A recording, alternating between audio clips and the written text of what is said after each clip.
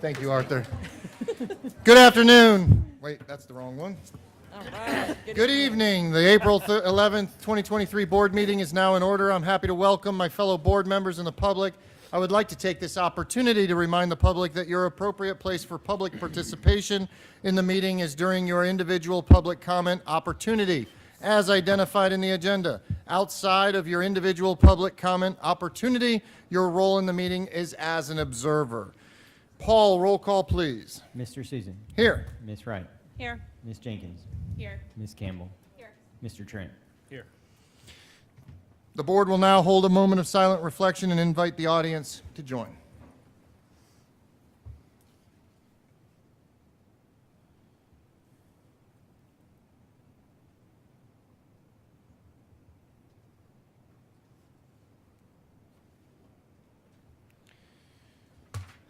Please stand for the Pledge of Allegiance.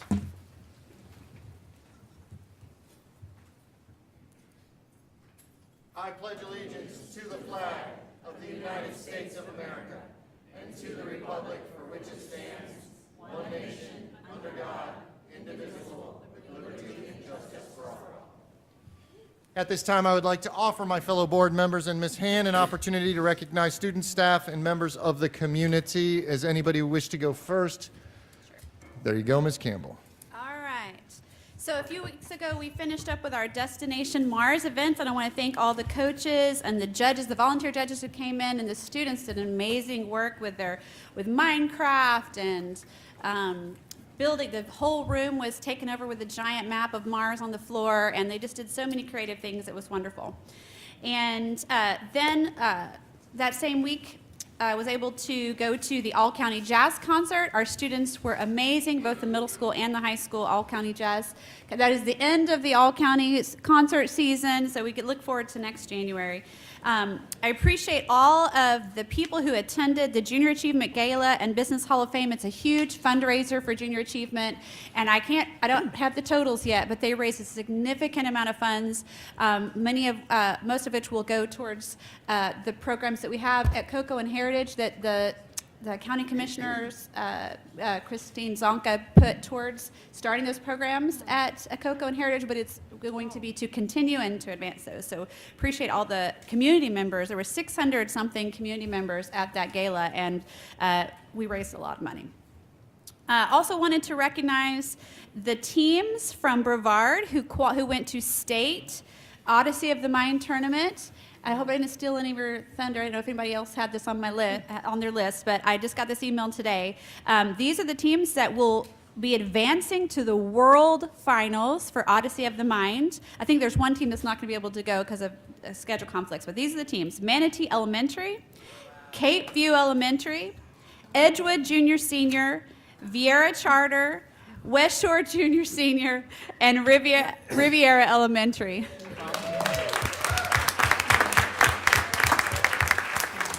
The World Finals are going to be in Michigan at the end of May, and we're super proud of those teams and their coaches. Just going to put this plug out there. Each team has got to raise about $10,000 in a month and a half. Actually, they probably need it in about a month to book tickets because, to get all their transportation. So that, I'm just going to put the call out while everybody's excited, clapping. Reach out. I'm going to read those name schools again and reach out to those teams: Manatee Elementary, Cape View Elementary, Edgewood Junior Senior, Vieira Charter. I think West Shore is the team that's not going. Riviera Elementary. Reach out to those schools and offer them $100 and say, here you go, or 1,000 or 10,000, and help them get there because we want Brevard represented at those World Championships. Thank you. Ms. Jenkins.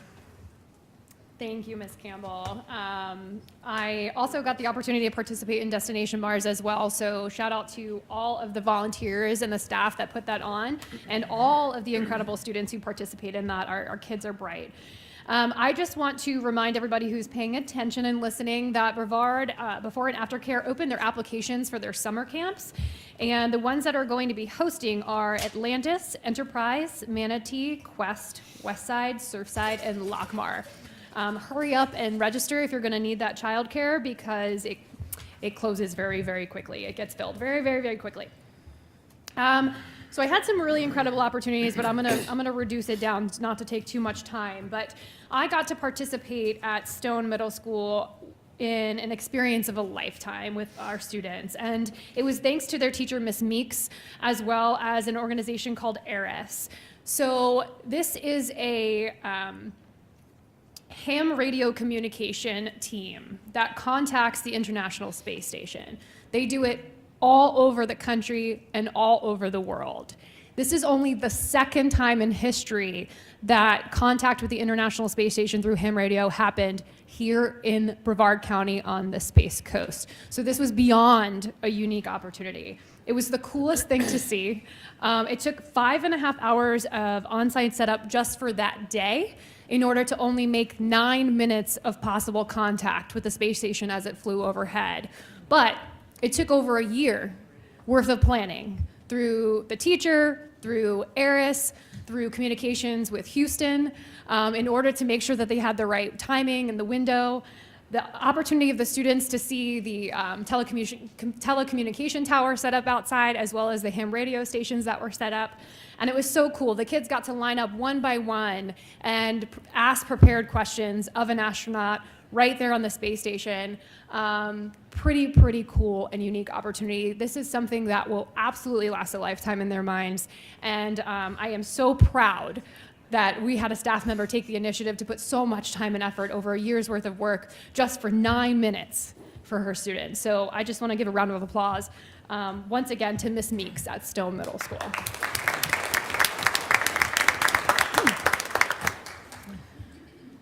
I also had a unique opportunity to spend the afternoon and evening with the counselor and a teacher at our South Area ALC. And I went ahead on a ride with them to deliver meals and hygiene products and home products for some of their students. It's a way for them to give back to them to make sure that they have their needs met, but it's also a way for them to complete their home visits. To say it is a humbling and touching experience is not enough. Just listening to the conversation that those two were having in the car about their students and the lives that some of them are living, the environments that some of them are living in, the challenges in which they're facing, was heartbreaking. But to see the students run up to them and greet them and give them hugs, and to see the caregivers that were there that day being open and accepting of help and grateful for support, having conversations with the teacher about how can we get this particular student to maybe go more times during the week because they needed a little bit more, ways in which they can help get some training on how to help their student with their homework online. I just want to say thank you to that team and that staff, because I don't think they get recognized for the efforts they put in, not only on a daily basis, but literally until the evening time, until it is dark out. They worry about these kids day in and day out. And it was Thursday when we went. It was when we had Good Friday off. And they hadn't made it to all the students, and they were talking about, well, I'll just go there tomorrow. I'll go there on Saturday. And that's not a job requirement for them. And so hats off to our staff members who give every single ounce of them to their students day in and day out. I appreciate you so much. I appreciate that opportunity, and I look forward to joining them again. Thank you, Ms. Jenkins. Mr. Trent. Ms. Rice, go. Ladies first. Okay, Mr. listen, you're the Susan, vice chair. ladies. You're supposed to go second last, but look, you got props. You go. You go. All right, I have a couple shout outs I want to give. So I had the opportunity to spend a significant amount of time actually up at Jackson Middle School with Principal Susan, not Mr. Susan, and I want to give a shout out to that school, because let me just tell you, you go to middle schools, we talked a lot today about reimagining middle schools and how much of a challenge middle school students are, right? Just because they're trying to figure out their path and where they're at in life and where they're going. And what she has done with that school is absolutely amazing, honestly. So it was encouraging. I walked out of there and I was like, man, she is really running a tight ship there. She's got a bunch of great teachers, educators that are in there. And so I just want to give her a shout out, because what she's doing at Jackson is really good stuff. And so I recognize it. I appreciate you, Miss Susan. You're doing good things there. Also, want to give a shout out to our Apollo team. I got the opportunity to go with BFT, our teachers union. I know, believe it or not, we actually get along with our teachers union, which is not maybe the norm for everyone, but we have a great teachers union. And so I got the opportunity to go with one of the reps to Apollo, and we just toured Apollo and really got to see what was working and what maybe needed a little additional help.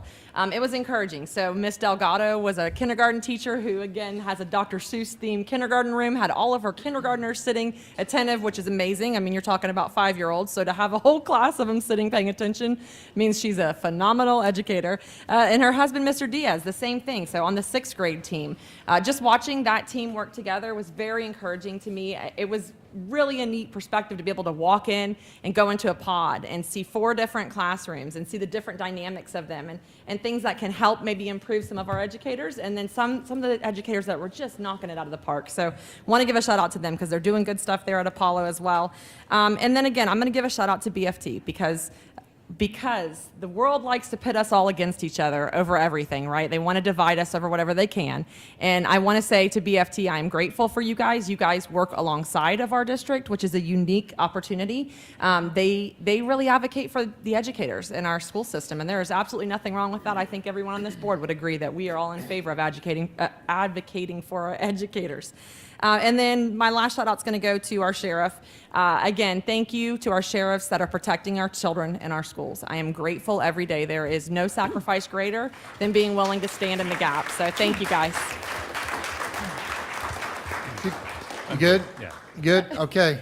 First off, I want to say thank you to everybody in here. There's a wide variety of spectrum, all the way from veteran families, all the way to Suntree Elementary parents, all the way, and we really appreciate you all coming. I did want to say, many of you guys may not know because all of you guys are probably going to leave before we get to one of the items that are spoken to, but the commitment from this board in general is amazing. We spoke about it at the workshop. This is the first Brevard County School Board that actually has students as our children are all students. So every board member has a student that's in part of BPS, and that's the first time it's ever happened. So our commitment is also the commitment to our children. And even so, and I want to say this just because you guys may leave, Miss Wright has a transportation issue that she's been speaking to. She's actually got earrings on right now to support the buses right now, and it's just an amazing thing. So like all the way down to the detail of getting dressed in the morning and saying we're going to make a difference is amazing. And I just want to say thank you to all my board members. Thank you for what you guys' commitment. We've been moving pretty quick on a bunch of items. I also want to say thank you to the military families. What you guys do in the infrastructure and backbone for our society here in Brevard is top notch, and we wouldn't be who we are today unless it was for you. We have a proclamation that we're going to read here in a second, but I did want to just shout out while we're here. Jackson Middle School, not many people know this, but Tina Susan also was the reading teacher of the year for the whole state of Florida when she was a teacher. So she was a darn good teacher, and some of those transfer into being a principal. So good job over there. And then I just wanted to take a second because everybody else talks about all the cool stuff, and I get to my list, which is like 3 things left. Sue, thank you. Many people understand that Ms. Han has taken over as interim superintendent, and I will tell you, she is. And we didn't realize how popular she is, so we have all taken second fiddle to Sue, who now is like the most popular person. She's amazing, and it's all because of your service, both with BPS and inside the community. You go above and beyond, and we're very proud to have you as a board, and we wanted to say thank you. So, anyways, with that, do you have any recognitions? So just briefly, I wanted to say thank you to the board and to the entire BPS team. Everyone has been just so full of grace and flexibility and helpfulness. Stepping into this role 2 weeks ago has been quite an adventure, and literally everyone at BPS has tried to make my life easier and do the right thing for our students and really focus on the great work of our district. And so I just want to say thank you to everyone who has been so helpful. Special thanks to my cabinet members. They have helped me in ways that you can only imagine. Russ Cheatham, Mr. Wilson are both helping me with facilities and making sure that keeps going. My team in facilities is working extra hard. So I just want to say thanks. It's been a great experience, and I do appreciate all the support I'm getting from the board as well as from the BPS team. So thank you very much. You're welcome, Ms. Han. Give her a round of applause. She is amazing.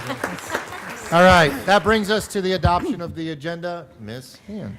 Yes, sir. On this evening's agenda, we have administrative staff recommendations, 3 proclamations, 18 consent items, 2 public hearings, 7 action items, and 7 information items. Changes made to the agenda since release to the public include the deletion of F18, job description behavior coach, the addition of F12, student expulsions, and revisions to A7, administrative staff recommendations, C10, after school professionals appreciation week proclamation, F22, amend the contract for Pineapple Cove Classical Academy at West Melbourne, H38, transportation incentive proposal, H39, Thule Community Development Group amendment to Kyler lease agreement, and I-42, board policy 5511. Do I hear a motion? Second. Is there any discussion? All in favor signify by saying aye. Aye. All opposed?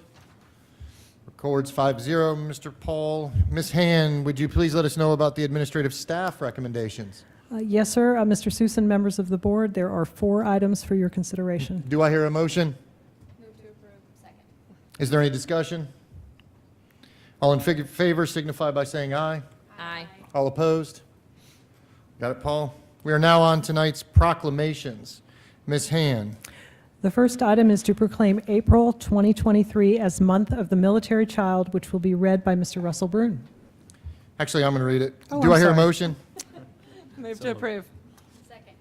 Is there any discussion? You guys want to thank the Yeah. military for coming?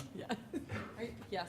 Yeah, again, back to, when I say thank you to our sheriffs, obviously that thank you extends to our military. There is no greater sacrifice than being willing to lay down your life to protect our country and the wonderful things that we have here in the United States of America. So thank you.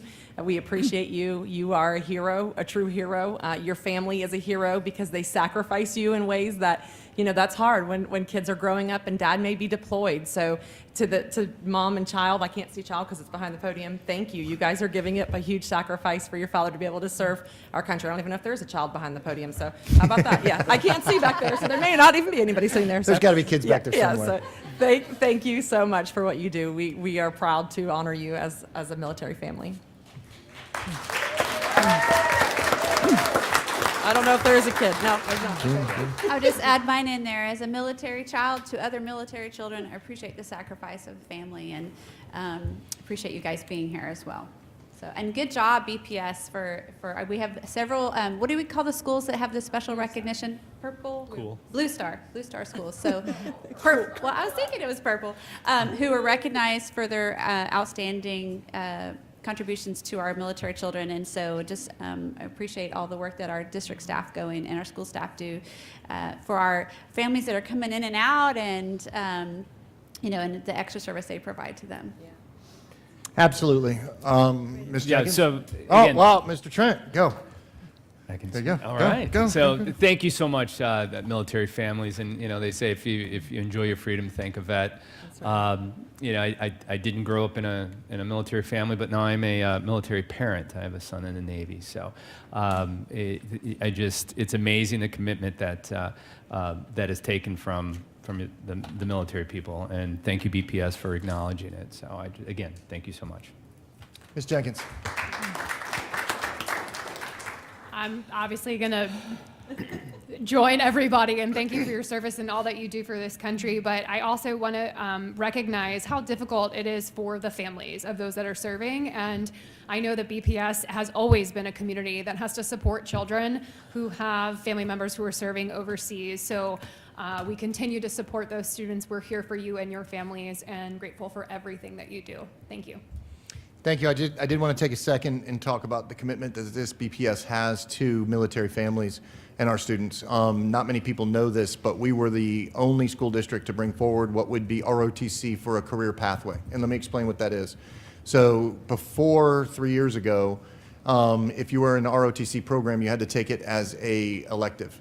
And what would happen is some of the students that needed like extra math, extra English, and all that stuff, they would have to drop ROTC in order to do that. And some of those students are the ones that fit outside of the box of the classroom, some of our best soldiers, you know what I mean? So what we ended up doing is, under the direction of Stephanie Sullivan, Dr. Sullivan in the back, she came up with the idea, let's make this an actual career pathway.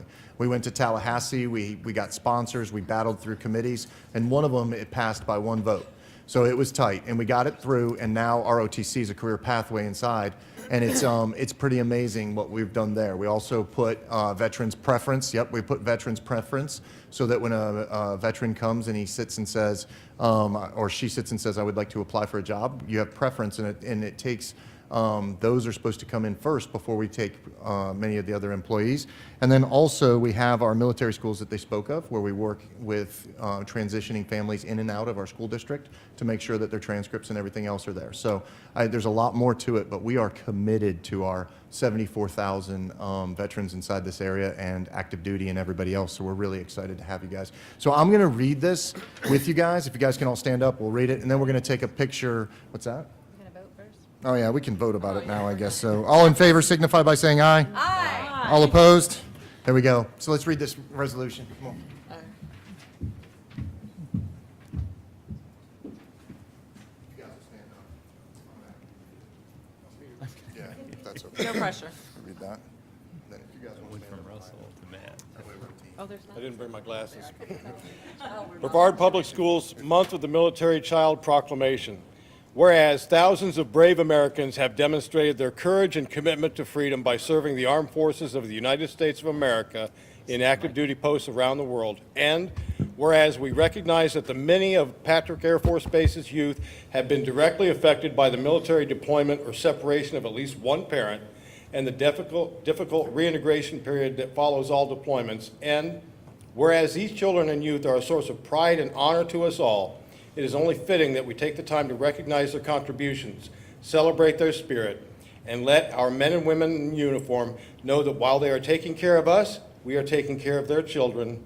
And whereas the recognition of the Month of the Military Child, first established in 1986 by Defense Secretary Caspar Weinberger, will allow us to pay tribute to military children for their commitment, their struggles, and their unconditional support of troops, because when parents serve in the military, their kids serve too.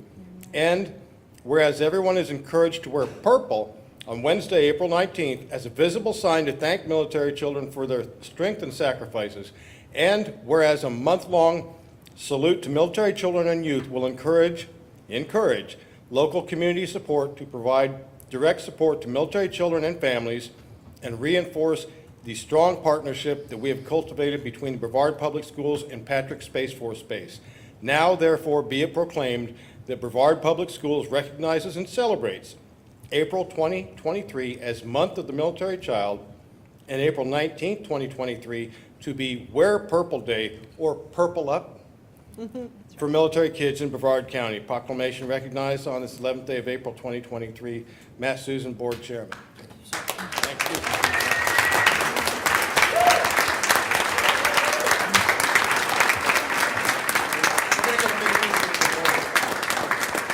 Come on down, you guys. Let's get a picture. We've actually got a hard copy. And I had you read it because there was no way I was going to. Let's go over here. Let's go over here and take a look. Come on, so you got to be a part of this. Stand right here. You guys can stand right here. I'll stand there. There you go, Zach. You're standing in the back, on the back? I don't know. We're small. This guy's tall. Oh, thank you. I'm about to drive it.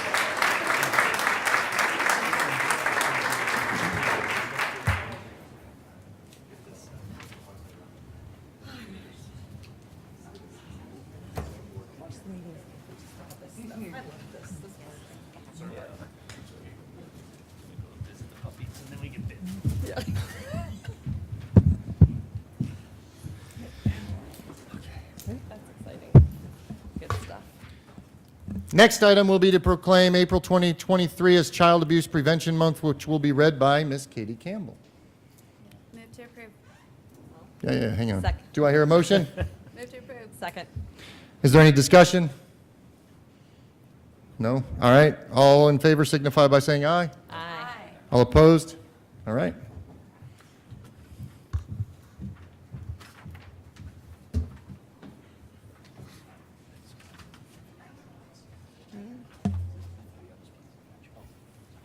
Well, board, sometimes we do proclamations to celebrate great things, and sometimes we do proclamations to shine a light on issues that are really important.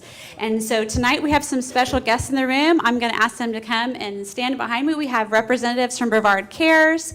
We have some of our guardians ad litem from the county who play an important role, and we have a special group of guests from the Bikers Against Child Abuse who joined us. Some of them joined us when we did the pinwheels out front. And everybody who walked in the room, you got to see the blue pinwheels, and that is reminding all of us, everybody who comes in through the doors this month, about the importance of all being on alert, because we can all take actions to prevent child abuse in our community. So thank you guys for joining us tonight, and we're going to read the proclamation. Whereas the mission of Brevard Public Schools is to serve every child with excellence as the standard, and whereas child abuse and neglect are a serious problem affecting every segment of our community, and finding solutions requires input and action from everyone. And whereas our children are our most valuable resources and will shape the future of Brevard County. And whereas child abuse can have long-term psychological, emotional, and physical effects that have lasting consequences for victims.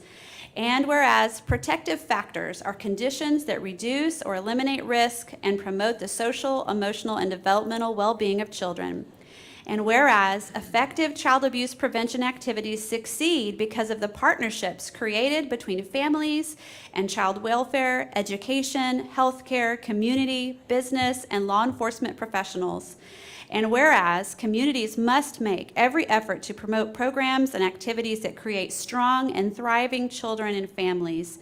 And whereas we acknowledge that we must work as a community to increase awareness of child abuse, contribute to the social and emotional well-being of children and families, and promote safe, stable, and nurturing environments.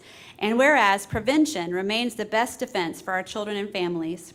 Now, therefore, the Brevard School Board does hereby proclaim April 2023 as National Child Abuse Prevention Month and urges all citizens to recognize this month by dedicating themselves to the task of improving the quality of life for all children and families.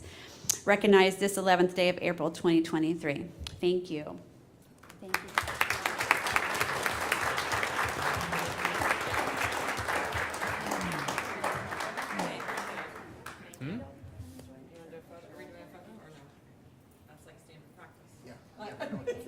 Yeah, let's go. Come on, Sue.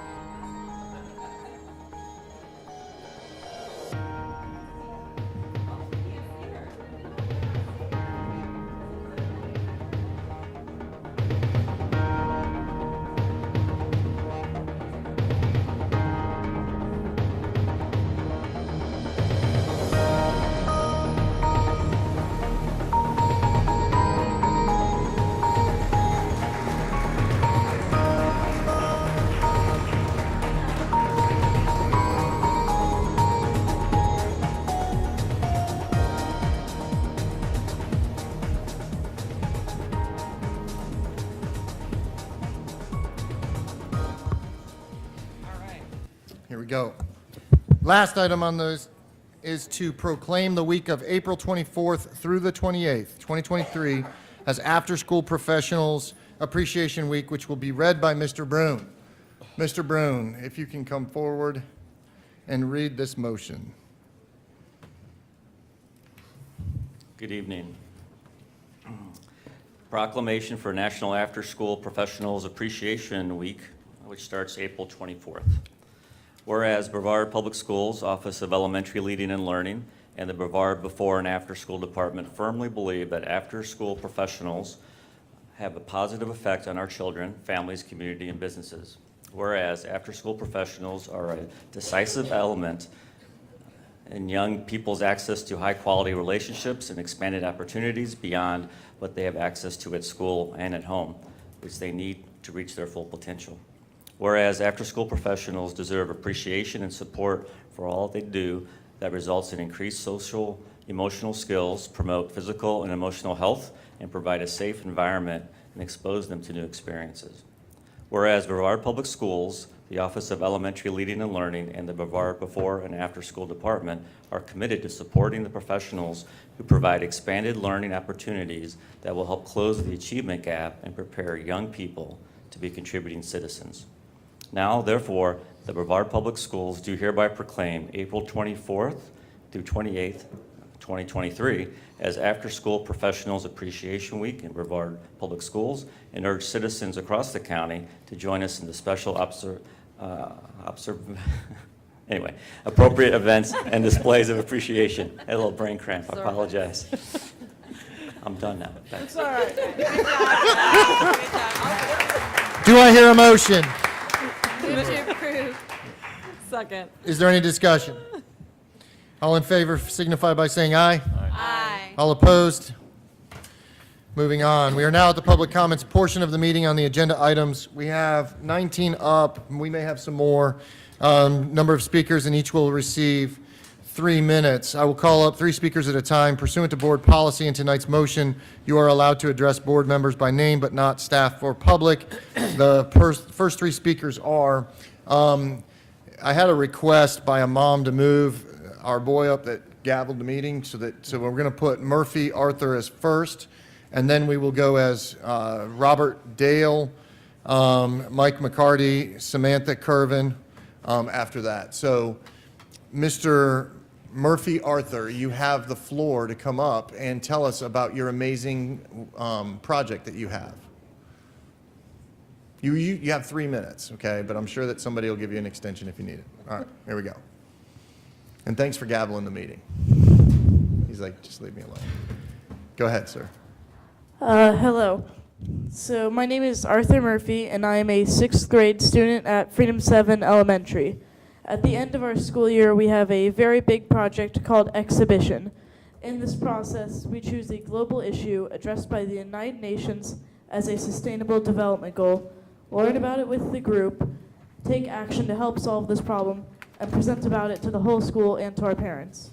I chose to learn about SDG 7, Affordable and Clean Energy, and we are currently at the point where we take action. That is why I'm standing here today. I want to make a change with energy in our schools.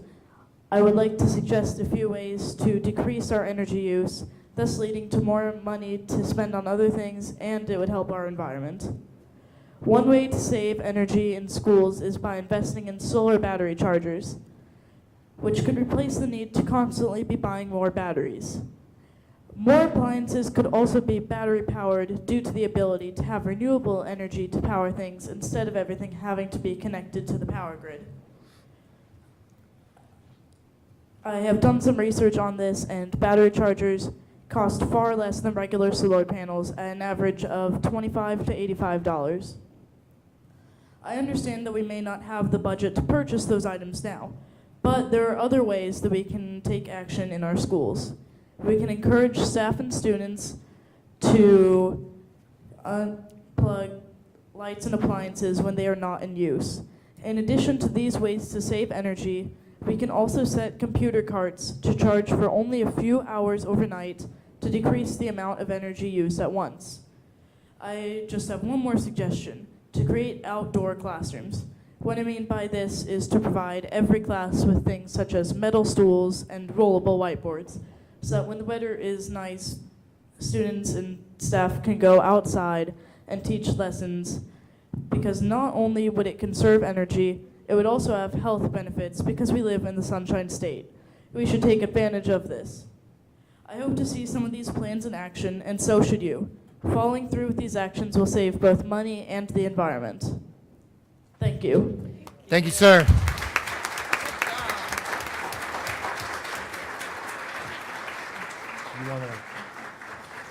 All right. You gonna hire him? Yeah, I was going to say, Mr. Arthur, if you would send Ms. Han an email with all of that so that we can possibly see if there's some positive things that we can put into our facilities use plan. So thank you so much. Is that, you want to say something real quick? Yes. Thank you so much, sir. Those were excellent suggestions and some things we are already looking at. I'd like to introduce you to Mrs. Karen Black in the back there. she's been working on an outdoor classroom project for us, and so your recommendation fits right into the work that she's been doing. So if you have a chance before you leave tonight, you might talk to Ms. Black, but do please send me your suggestions, and perhaps we'll set up a meeting sometime to go over what you're suggesting and see what we can do to implement some of those ideas. Thank you, sir. Thank you, Mr. Arthur. She's in the back, so look at her up. Okay, Mr. Robert Dale, Mike McCarty, Samantha Curvin.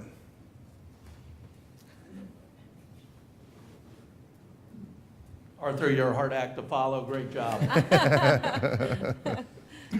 My name is Rob Dale. I'm chairman of the Viera East CDD, an elected position. I am not here today representing that board. I'm very familiar with the roughly 12,000 residents that I do represent, however.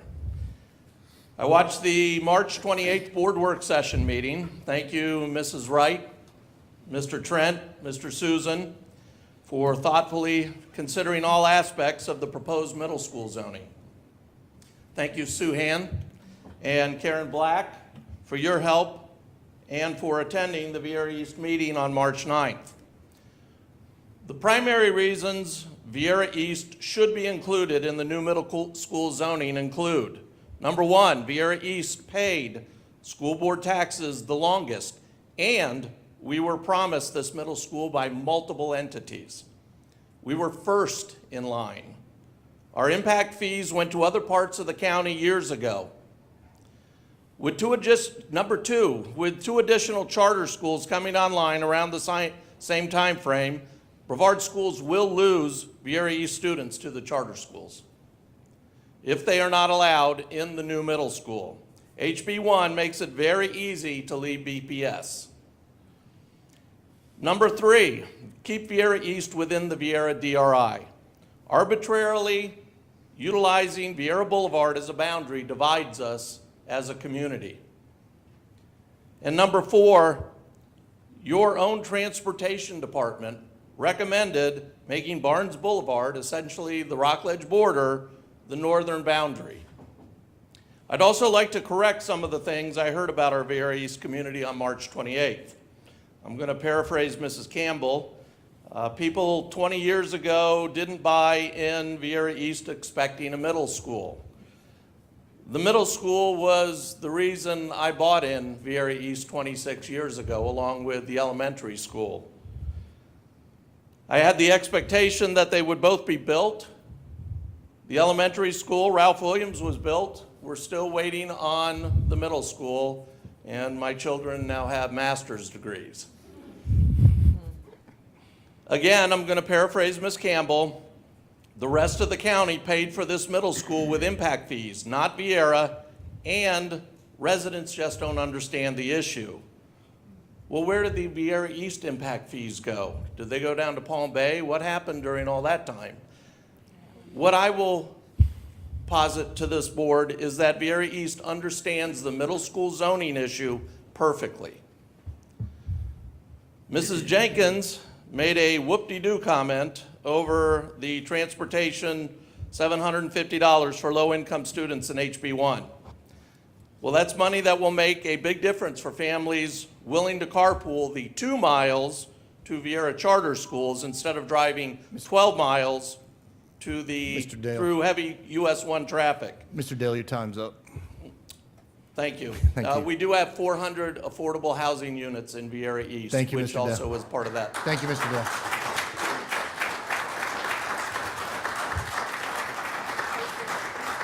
Next up, Mike McCarty, Samantha Curvin, Kelly Curvin.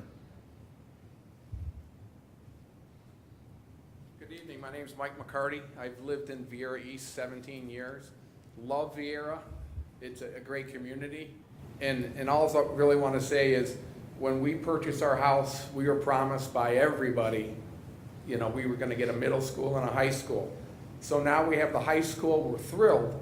But does it make any sense to where Viera East students will be bused to the high school, but to the middle school, which is right next door, they're not going to be zoned for that? It doesn't make a lot of sense. But I'm just going to kind of close this, is look at this carefully. This is a big decision. You're not voting about just zoning. You're voting about, do we want to divide Viera Do we want to divide the community? This is something that's going to divide people, it's going to divide families, it's going to divide the kids. So you really have to look at it. I know there's a lot of logistics, you know, it's about the numbers and the space and, you know, there's a lot to do, but we need to keep Vieira together. We need to make it one community. And that's pretty much how it is now. But I can guarantee you when you start dividing the kids from Vieira East, from the main west portion, it's just divisive. And so I think you guys should really take a look at it from that standpoint. It's gonna be tough because there's a lot of kids. A lot of people wanna live in Vieira. They've added a lot of apartments. There's a lot of people coming here, but we gotta make it work. Please, don't divide the community. Thank you.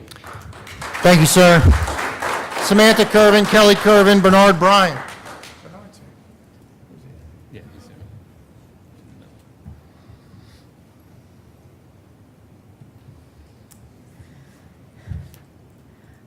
Hello, good afternoon.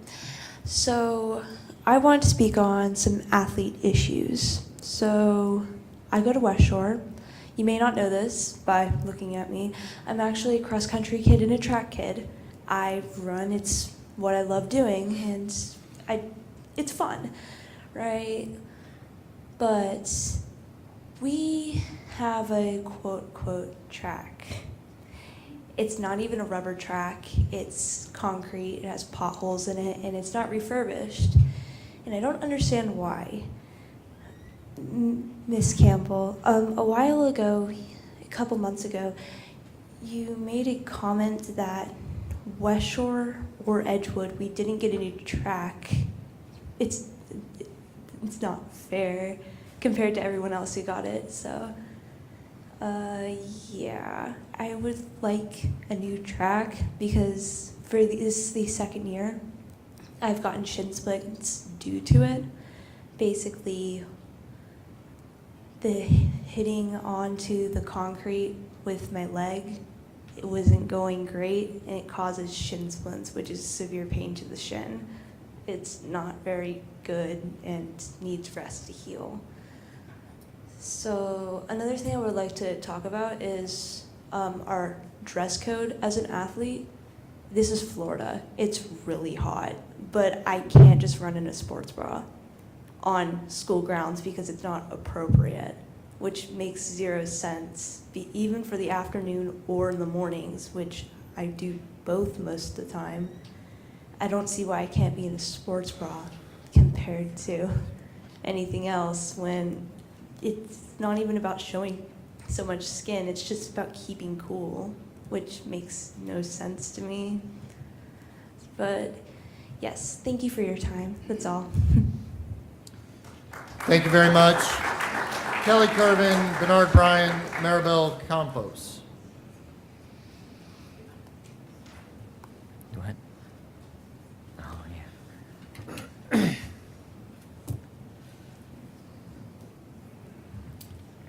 Now it's Thank clear, you and so good it's even evening. worse. Jean Trent, you ran on the platform of students over politics. 2 weeks ago, a student stood up here and told the board her story, how she struggled for years in this school system because of its inability to provide intervention to students with the most common reading disability in the world. It wasn't until her mother intervened, invested thousands into specialized tutoring, and fought in several IEP meetings did her story change. Can you imagine what it's like to sit amongst your peers and not be able to do the thing that everybody else in the room can do so easily? As a reminder, the difference between freedom and slavery is literacy.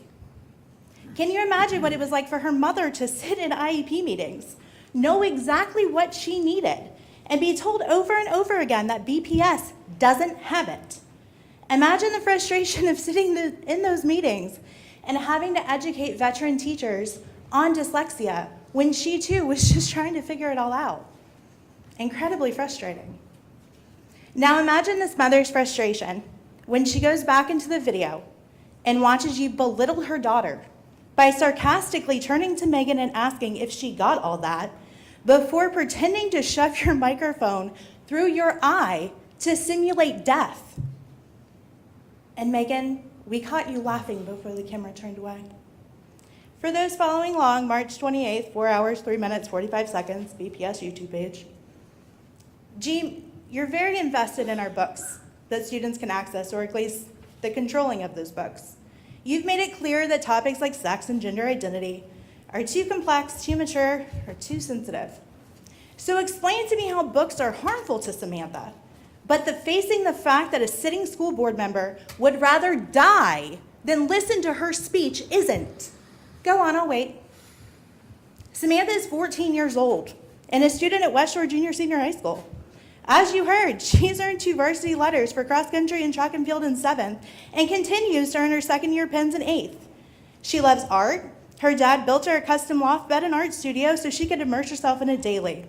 Samantha is known as being fiercely protective of her friends and is known for her maturity, intelligence, and empathy. Her future ambitions include majoring in civil rights law with a political science minor, and her backup plan is aerospace engineering. Every parent wants to believe their child is special. We're all biased. But it's a truly unique experience when every adult who meets their child says the same thing year after year, person after person. History is not going to remember my name, or Megan, or Jean. But I hope you both live a long life so you see all the places Samantha goes and the impact she has on this world, because it will remember her. Thank you. Thank you, Ms. Kervin. Next up, Mr. Bryant.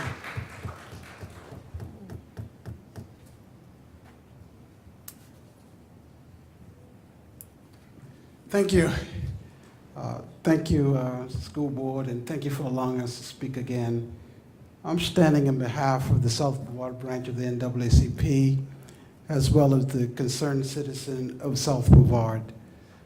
First, we want to say thank you for your data that you shared with us last board meeting.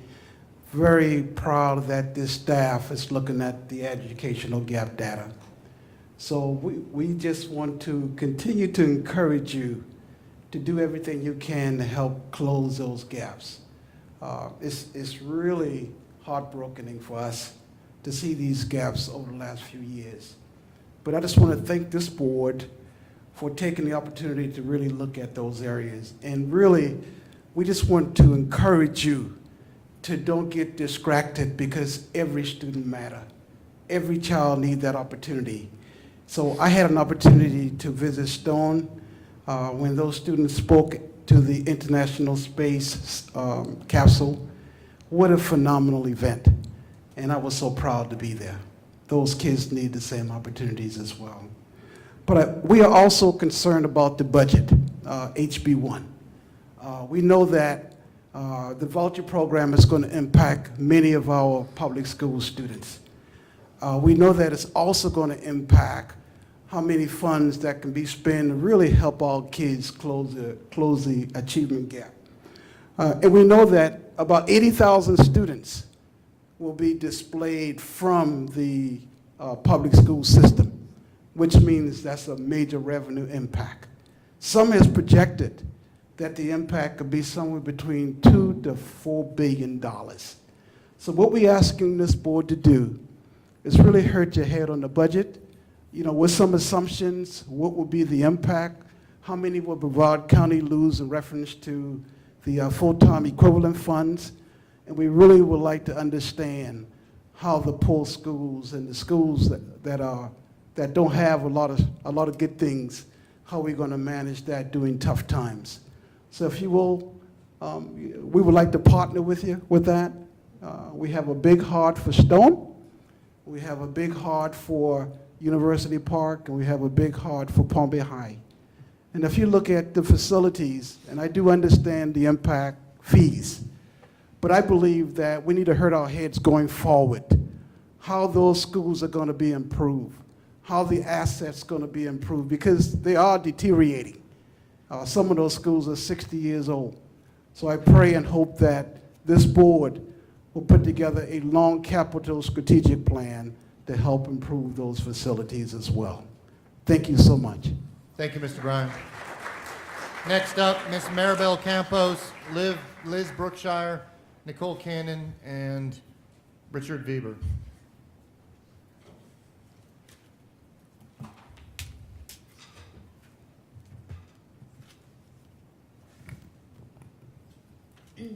There's an unspoken rule between parents that we follow. You don't tell me how to raise my child, and I don't tell you how to raise yours. Also, there are values that come from the home that parents know we need to respect. Values such as when we speak to our children regarding sexual matters should also be left up to the parent of that child.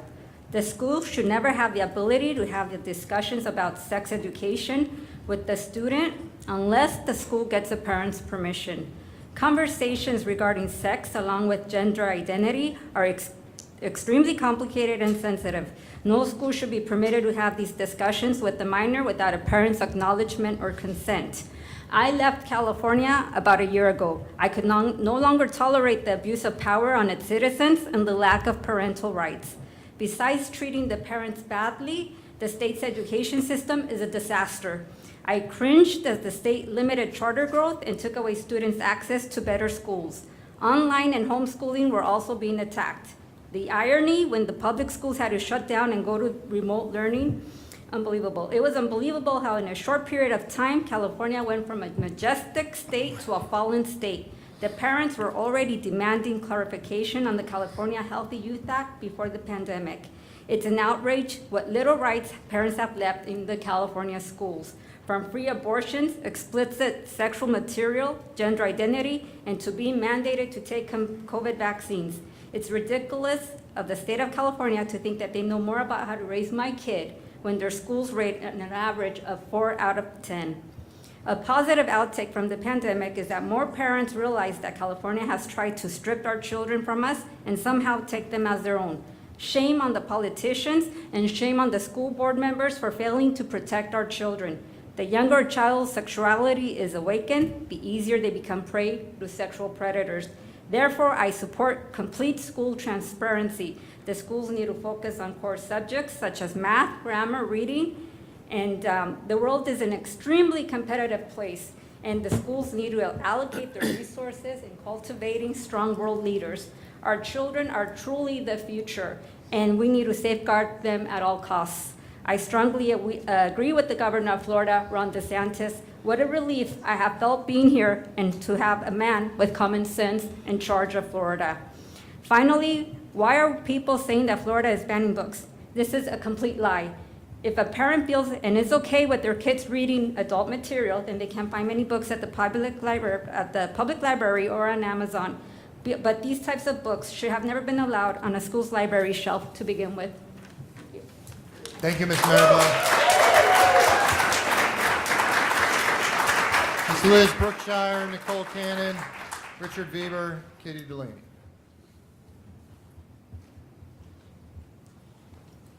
Good evening, Board. I'm here to speak on a couple of different subjects and not only talk to the board members, but also everyone here and watching. First, I would like to thank each one of you for taking on this very hard task of trying to strengthen and straighten out this board and our school system. I have not been able to attend the last couple of meetings, but I do watch all of them and try to catch the workshops also.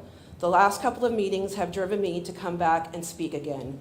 I'm disgusted to see the way some of the adult speakers get up here and spew hate and disrespect. I also, what happened to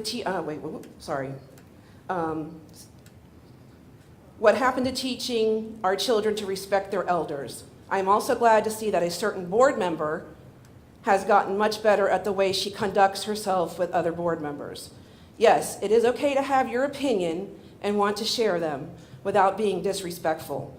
Watching these last couple of meetings since the board took over shows why we have such a big discipline problem on our campuses. The discipline issues are not because of the color of kids' skins or their genders. It's because of the parents have stopped discipline at home.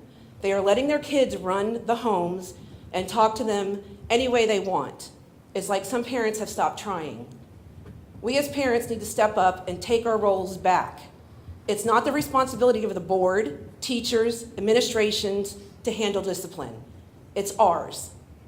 And if we as parents don't step up, then it will be the sheriffs and the police handling these issues. I think it's time we, meaning parents, children, teachers, community leaders, and board members, get back to basics. And those basics start with, when a child steps on a school campus, they are a student, not female, male, LGBTQ, or trans. They are not the color of their skin. They are a student, period. The same goes for teachers. When they step on campus, they are teachers, period. They are the teacher, not there to deal with disrespected students or discipline issues. Same goes for the bus drivers. They are not there. They are there to get the students from point A to point B, not dealing with discipline issues. I keep hearing that it's time for us parents to take back our schools. No, it's time that we take back the responsibility of raising our kids and understanding there are consequences for their bad behavior. Discipline starts at home, and if there is none, there is not going to be any at school. It's time for parents to step up and take back their roles. Listening to the issues concerning books is nuts. Not every book needs to be vented. Stop the craziness. Yes, there have been a couple of books that needed to be removed from the schools. I agree. Which the books should have been just removed and not made into this big stink that has happened. I get tired of hearing about dress codes. My kid is one of the kids that loves to wear pajama pants. Just let him wear them. It covers everything. They cover the lower bodies. He also likes to wear 5-inch seam shorts. He's 6 foot. They're shorter on him. But they cover what they need to cover. If you're going to dress code one type of shorts, then what about the cheerleaders wearing their uniforms to school? The field track kids wearing, there's swimmers with Speedos on, walking around. Come on, let's stop this. Let's stop trying to micromanage everything and worry about getting teachers and bus drivers to stay. Thank you, Ms. Cannon, or Ms. Brookshire. Thank you. Nicole Cannon, Richard Weber, Katie Delaney.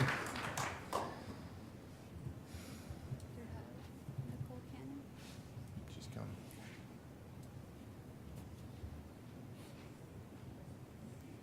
Good evening.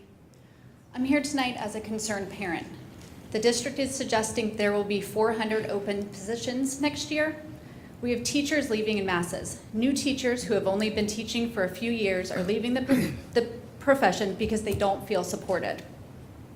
What changes are you prepared to make in order to retain teachers in our area? And with so many teachers leaving BPS, how will those positions be filled in the future? That's all. Thank you.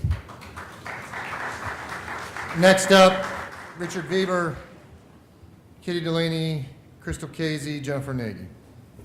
Hello, Richard Weber. The first thing that I want to address is what was discussed this afternoon in the workshop. I learned stuff and appreciated it. The group assembled under Dr. Sullivan was a breath of fresh air with the work on development of programs for middle school students and their attention to make middle schools better for the students in 2023-24 school year and beyond was good. The program that taught teaching, enabling students to recognize their behavioral issues through cognition awareness was nice but expensive. I agree with the board on their apparent decision on not spending the money on that program. My sister-in-law worked for the Dade County Public Schools, initially as a teacher, but taught continuing education classes to teachers before retiring. I would think that Brevard County Public Schools could use instructors that teach continuing education classes for teachers to teach classroom management classes, particularly to those that have found an alternate way to get their license, and even new incoming teachers that really just don't have the experience.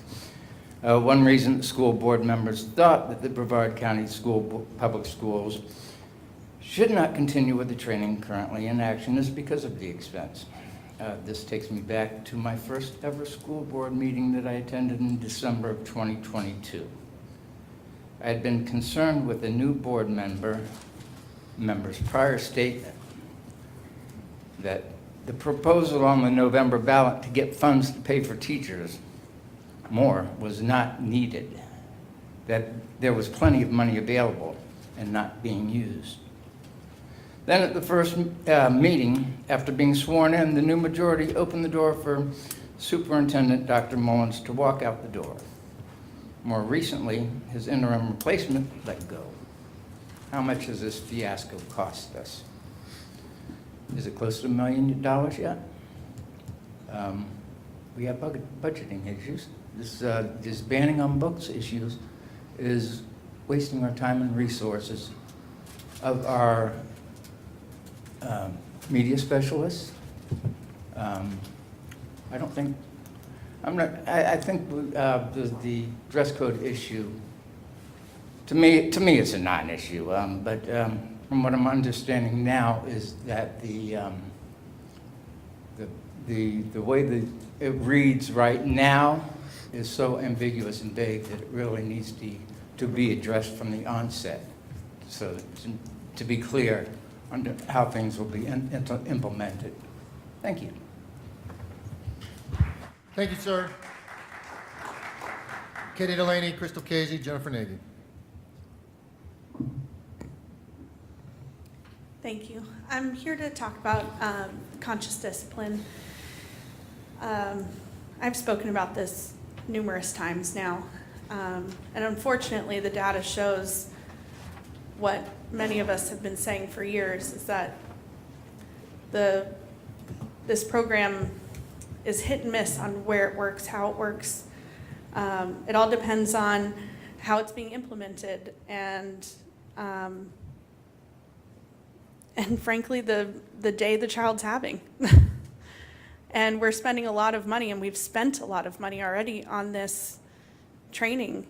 And they want to spend, I think it was something like $500,000 more after this next year, $225,000 for this year, and then, so I hope that with the budgeting issues that we have, that we don't continue with this program. Like many of you have said, our teachers are pretty great, and they can handle the classroom issues as long as they are being supported discipline-wise, as long as our administrators are supporting our teachers when a discipline issue comes about, and the same thing at the district level.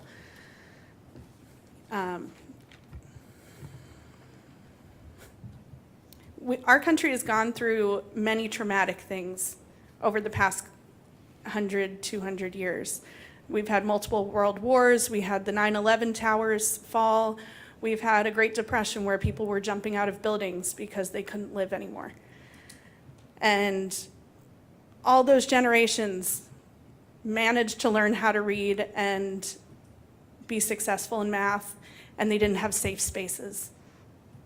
And we need to teach our kids how to persevere and how to be strong, and not to let our feelings overcome us to a place where we can't function and our room can't function because you're having feelings. And that's what this program teaches our kids, that the whole world has to stop because you're having feelings. So I hope that this gets looked at, and even if it does pass today, I hope that in the future that we don't continue with this. We find something else that we can work with. Thank you. Thank you, Ms. Delaney. Next up, Crystal Casey, Jennifer Nagy, Donna Herring. Good evening, Board. I'm here to speak tonight about school safety and a domestic terrorist threat of gun violence at Vieira High School that occurred on March 28, 2023.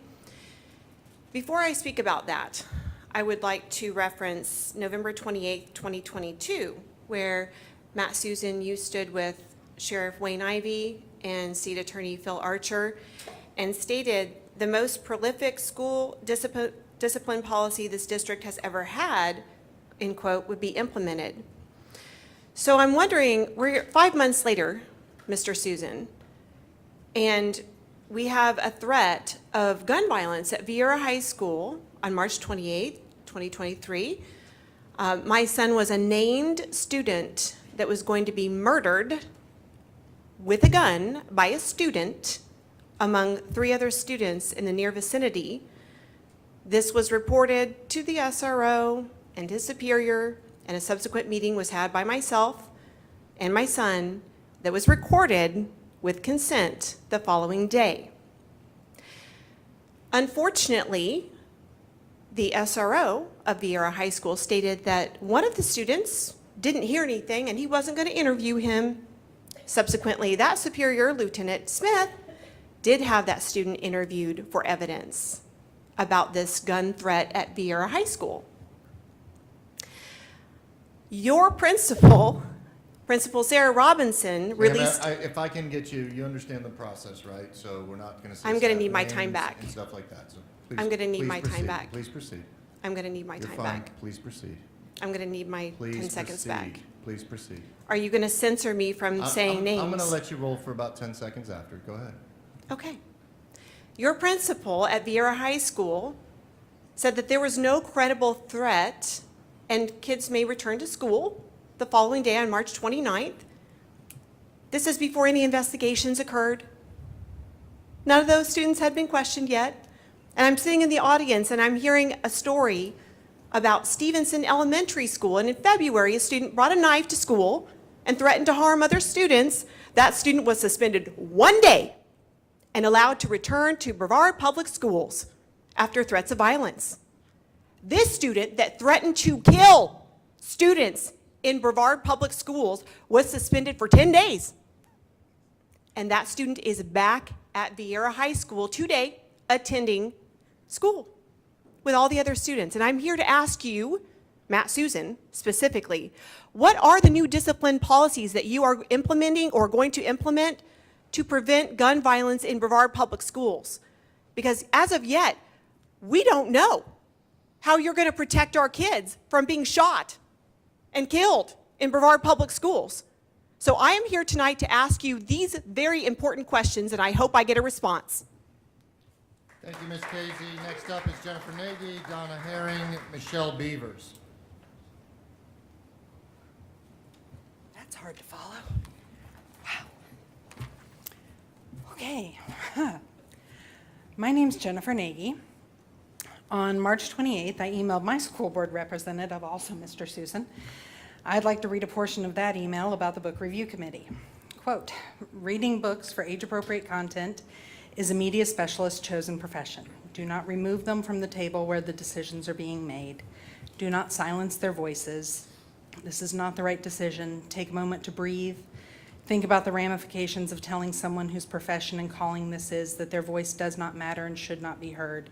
This is as anti-teacher as you can get, end quote. On April 4th, Mr. Susan emailed me back stating, quote, the reason does not have anything to do with the qualifications or their knowledge of the issues. It has to do with the complete insanity that people are exhibiting directed at our staff and others on the committee. The other reason is that if a book is inappropriate and it is not reviewed, the governor will move to remove the school board members. With the accountability, I believe we should represent the vote. These are the two main reasons, end quote. Okay. I agree that the district has been inundated from both sides of the argument about reviewing books and the book review committee. I hear you that there are loud and passionate voices. They each care a lot. I get it. And if reviewing books and ensuring the safety of children is the actual issue, then the district level experts voting on the books in question would make the most sense.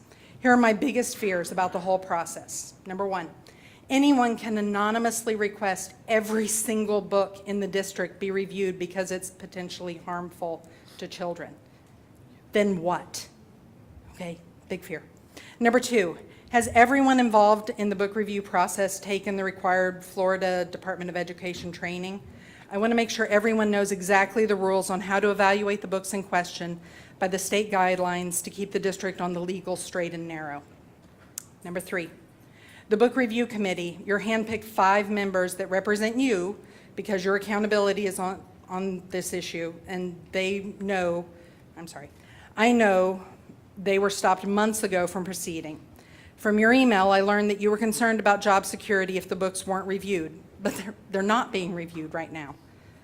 Number 4, 5 volunteers, unpaid, non-employees, aren't going to be able to magically read all the books in question, discuss the books, vote and resolve the ever-growing list in a short amount of time. This is not their full-time job. Number 5, Why aren't we utilizing the media specialist expertise? They could help write actual effective policy. Those 400 district vacancies won't get smaller without actions like these. Having them be consultants but not vote on any legitimate say in the process remains, in my opinion, as anti-teacher as you can get. Thank you. Ms. Nagy. Next up, Donna Herring, Michelle Beavers, Carrie Takis.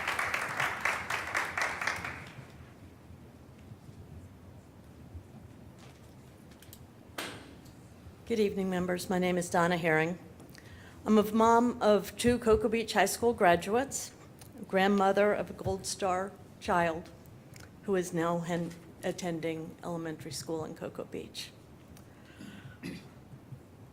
Prior to these roles, I served in the armed forces, and I worked at Kennedy Space Center.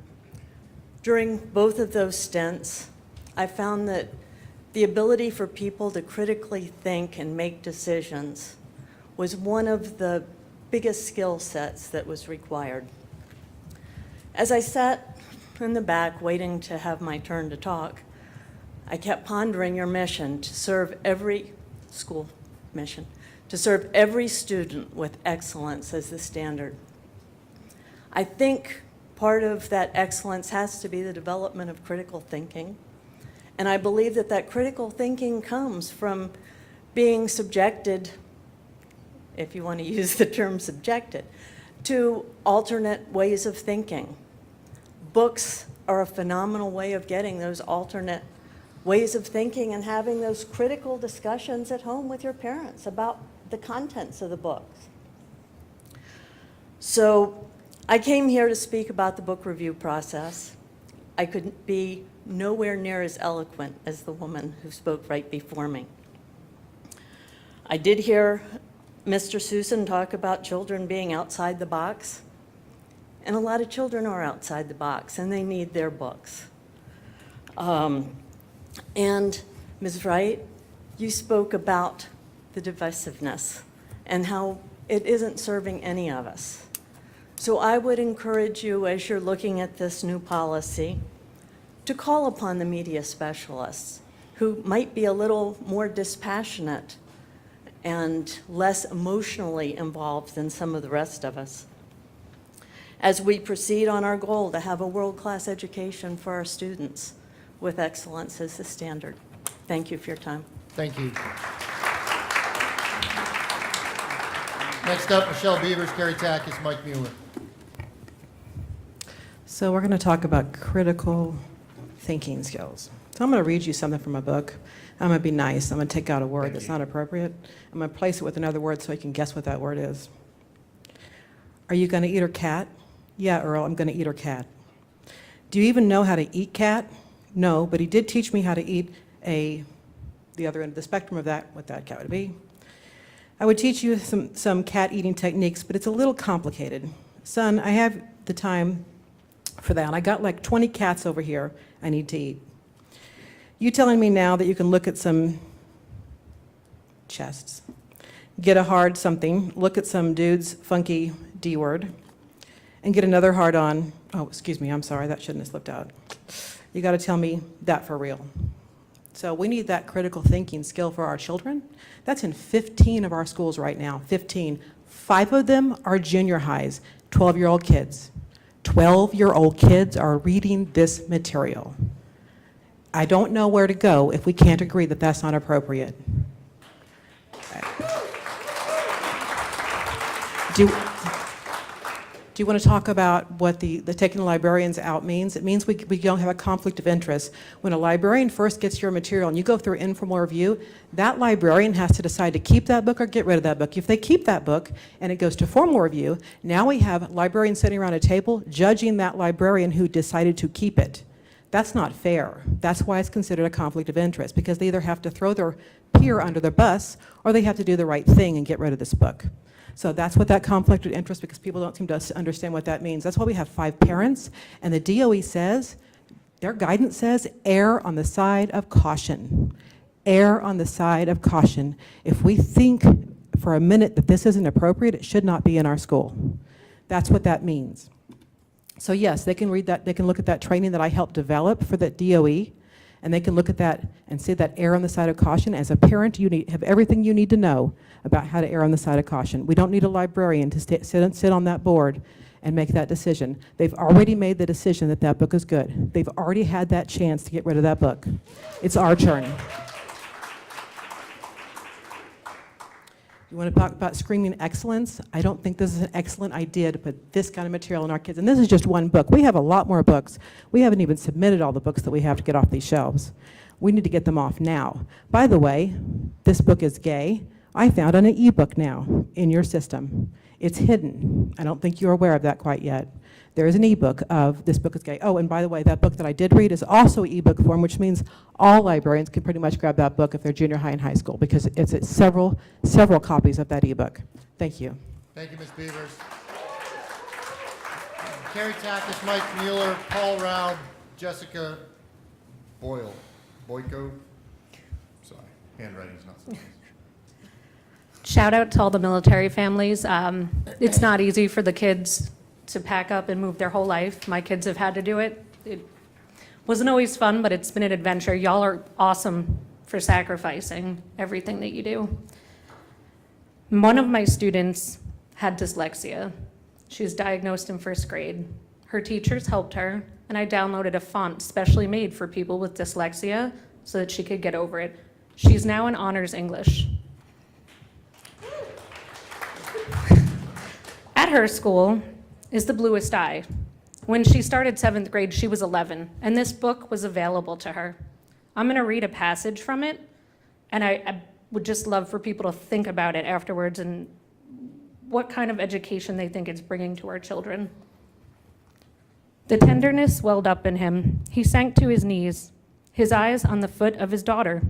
Crawling on all fours toward her, he raised his hand and caught her foot in an upward stroke. Pecola lost her balance and was about to careen on the floor. Charlie raised his other hand to her hips to save her from falling. He put his head down and nibbled at the back of her leg. His mouth trembled at the firm sweetness of the flesh. He closed his eyes, letting his fingers dig into her waist. The rigidness of her shocked body, the silence of her stunned throat, was better than Pauline's easy laughter had ever been. The confused mixture of his memories of Pauline and the doing of a wild and forbidden thing excited him, and a bolt of desire ran down his private areas, giving it length and softening the lips of his other side. Surrounding all of this was lust, and it was border politeness. He wanted to duck her tenderly, but the tenderness would not hold. The tightness of her private area was more than he could bear. His soul seemed to slip down to his guts and fly out into her. And the gigantic thrust he made into her then provoked the only sound she made, a hollow suck of air in the back of her throat, like the rapid loss of air from a circus balloon. Removing himself from her was so painful, he cut it short and snatched his privates out of her dry private area. She appeared to have fainted. Charlie stood up and could only see her grayish panties, so sad and limp around her ankles. Again, the hatred was mixed with tenderness, and the hatred would not let him pick her up. The tenderness forced him to cover her. So when the child regained consciousness, she was lying on the kitchen floor under a heavy quilt, trying to connect the pain between her legs with the face of her mother looking over her. That's not educational. It doesn't help children with dyslexia. Thank you. Thank you, Ms. Tadges. Next up, Mike Mueller, Paul Raub, Jessica Boyko. Gregory Ross will be the last one. Mr. Mike. Good evening, board. So this morning I was poking around online and I found this book called Sold by Patricia McCormick. It talks about a 13-year-old girl from Nepal whose family was so poor that they had to send her off to make money. Unfortunately, she ended up in a brothel run by a woman named Mumtaz. Here is a quick excerpt. It is the simple kitchen sound, the grinding of spices with a wooden pestle. Sometimes it means nothing more than spicy stew for dinner. But sometimes it means the cook is getting ready the hot chili punishment for one of us. And then it is a sound that turns even the hardest woman here into a whimpering child. Because it means that someone has crossed Mumtaz, the woman that runs the brothel, that Mumtaz will smear the chili on a stick and put it inside the girl. All of that, and that all of us will awake throughout the night. That all of us will be awake throughout the night listening to the girl moan, end quote. This book is listed at Barnes & Nobles. I did a little research for children appropriate for age 12 to 17. One of my kids goes to the Laura Middle School, and this book is available at their library. I think I know best what's good for my kid, and I know for a fact that the intellectual and emotional maturity is not there yet to deal with subjects such as psychological and physical abuse, rape, and prostitution. This book is accessible to our kids, and parents would never find out if their kid read it at school. I have no problem with this book being read by an adult who can understand and properly process these subjects. I'm sure this is a great book for a public library, but it has no business of being in a school library. Please vote in favor of changing the vetting process for books so that books like this one can be removed swiftly from our libraries. Thank you very much. Thank you, Mike. Mr. Paul Roud, please. Jessica and Gregory are up next.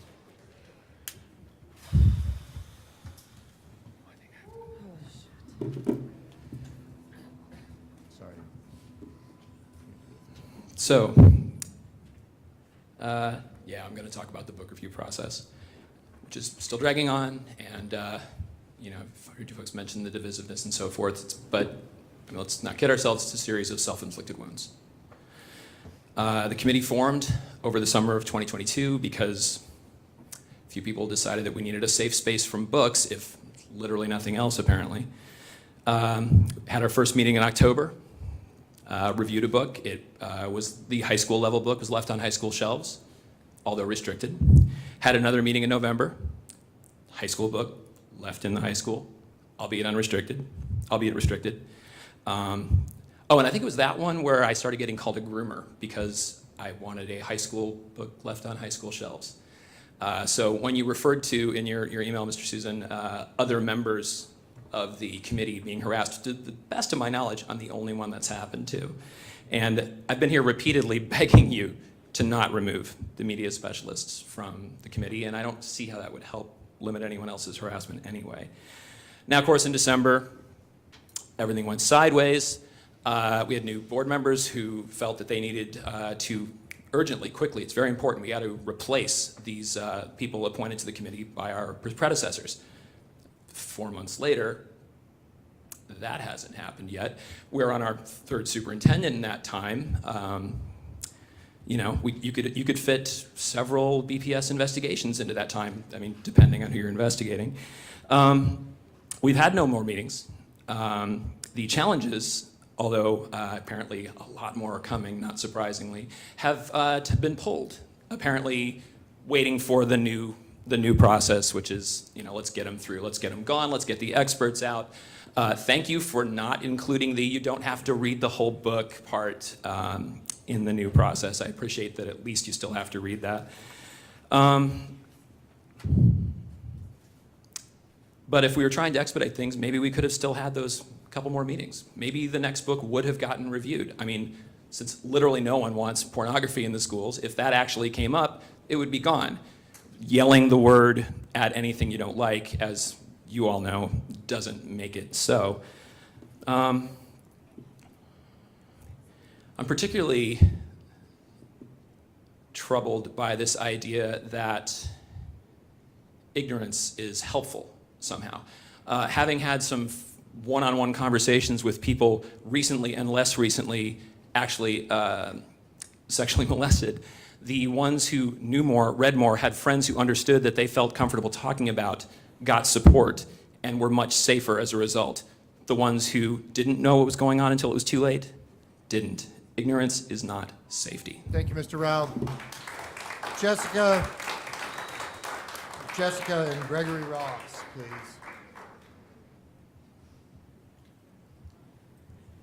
Good evening, members of the board.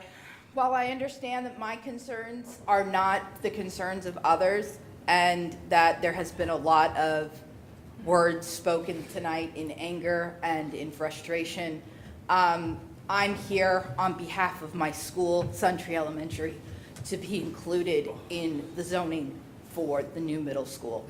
Our students have been pushed aside for entirely too long. We have put money towards these middle schools for the last 20 years. Our money has been spent elsewhere. While we understand it has been needed elsewhere, it is not something that we are able to stand aside and say, no. Our students have waited for a very long time. We have a lot of students who are finished. They are done. I'm sorry. A lot of things have been said tonight that upset me regarding books, regarding dress codes, regarding everything. But your mission is to serve the students. I request from the deepest parts of my soul that you consider everything put before you today with the most thoughtful and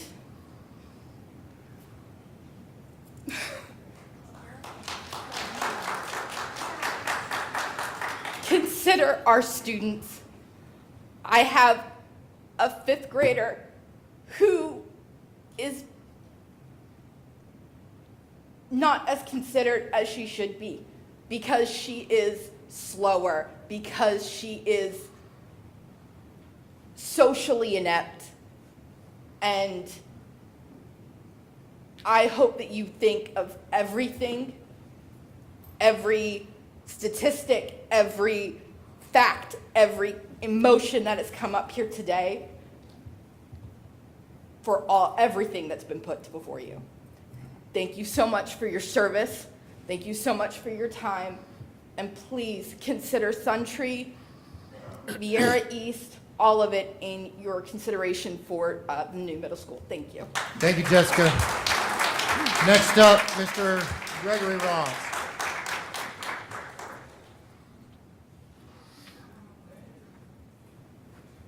Good evening, board. Thanks for the opportunity to talk. Just off the top, first thing is I want to make sure that FCC hasn't shut down our live feed, right? I didn't think so. I wonder why that is. I'm going to follow the school board agenda. I'm going to do thank yous first because this seems to be kind of my MO. So thank you to the whole board. The public comments change. Great. I think everybody agreed on that. I think it was good. I think you guys took things into consideration and made good changes to the public comment policy. To Ms. Campbell and Mr. Gibbs, thank you for your patience and understanding as you helped me through the policy change process. I appreciate that. To Ms. Campbell and Ms. Jenkins, thank you for showing consideration today during the workshop. It's important.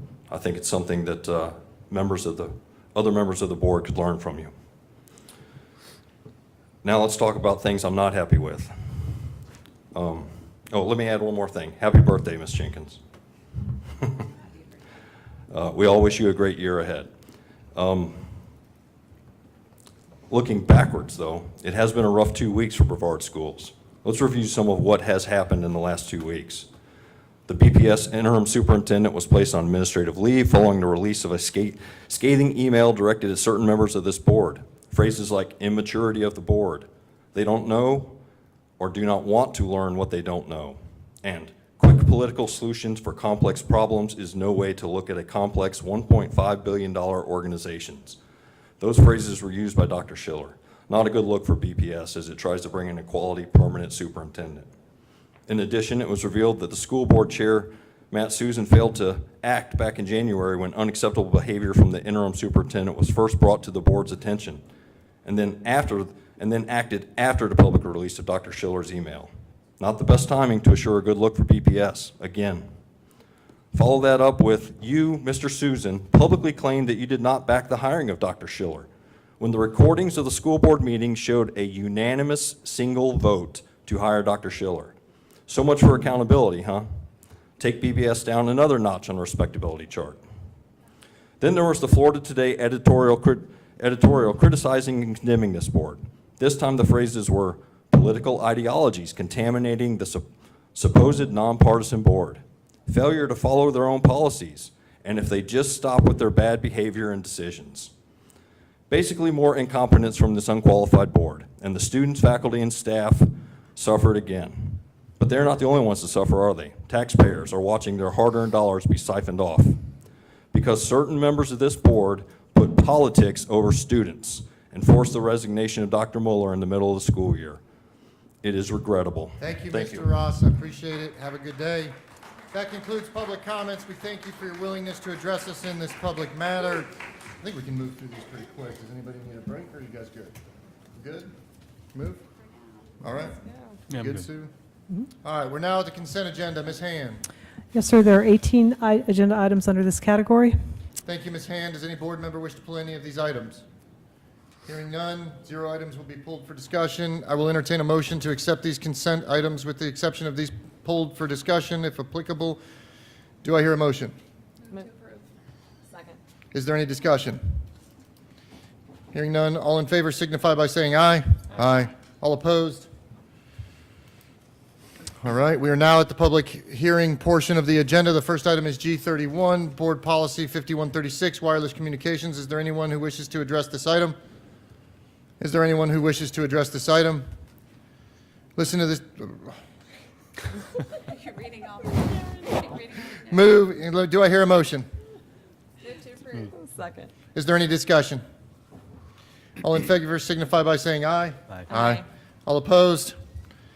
Item passes. The next item is G32, Board Policy 2521, Instructional Materials Program. Is there anyone who wishes to address this item? No. Okay.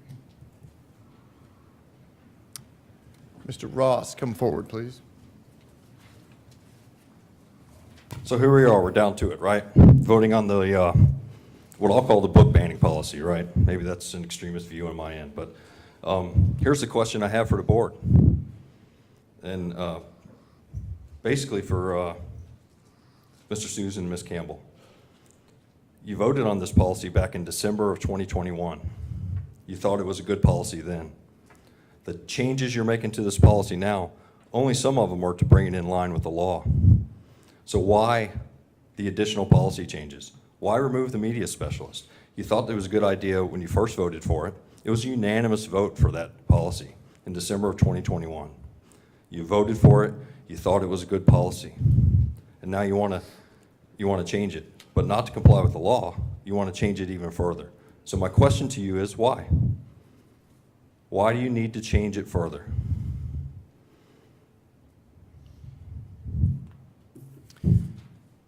Thank you, Mr. Ross. Anybody else wish to address this item? If you are going to address the item, please line up. Thank you. Ms. Kervin. What's happening to this policy is not in the best interest of our students. We had multiple speakers up here read off some passages of books that are in our libraries. I have no issues with certain books being delegated to elementary and middle and high school. Obviously, every book has a thing.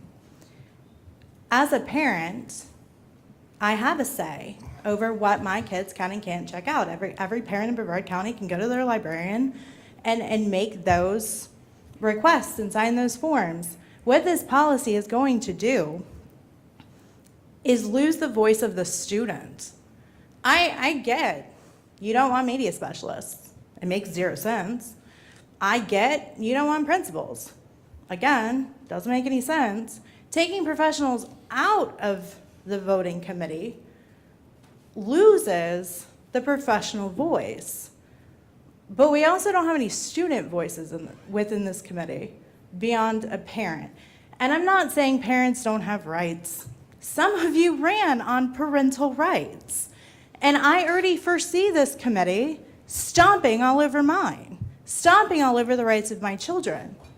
Paul spoke earlier about people who have experienced things that are talked about in these books, and I'll use The Bluest Eye because it's one of the most popular. The book is about the oppression of women. That book is about women being harmed. It is incredibly difficult for me to stand up here today and admit that I was one of those children using your public school library to figure out what was happening to me. That wasn't okay. I didn't have resources. I didn't have a home to ask questions in. God love my mother. She's a 1950 Catholic. I had books. I had pamphlets. I had resources in my school. And by eliminating that and setting up a committee that is going to eliminate those resources for those students, you are harming them. Ignorance solves nothing. It harms people. I am 37 years old. That trauma does not go away, ever. Not for 1 second, not for 1 day. I have daughters myself. They have to know about these issues. They're uncomfortable. I get it. I lived it. When you make a policy that is going to harm our students, don't expect the people who were also harmed to be silent, because we won't. And let the games begin. Thank you, Ms. Kervin.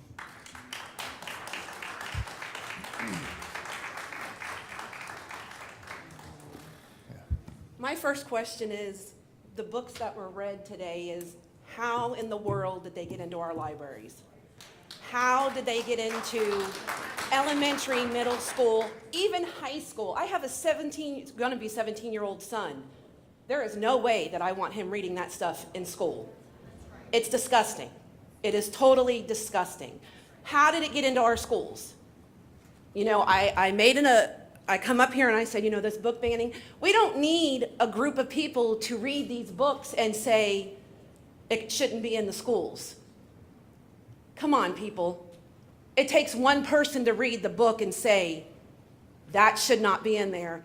And for the lady that just spoke, yes, I'm a survivor. I'm a survivor, but my children are going to learn from me. They're not going to learn from a book that this is how, if you get molested or something like this is how you survive. The parents, it's the parents' responsibilities to do it. This is crazy that we're even talking about this.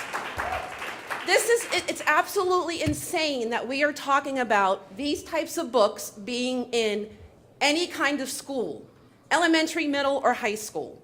This has got to stop. This has just got to stop. Thank you. Thank you very much. It will. Next up.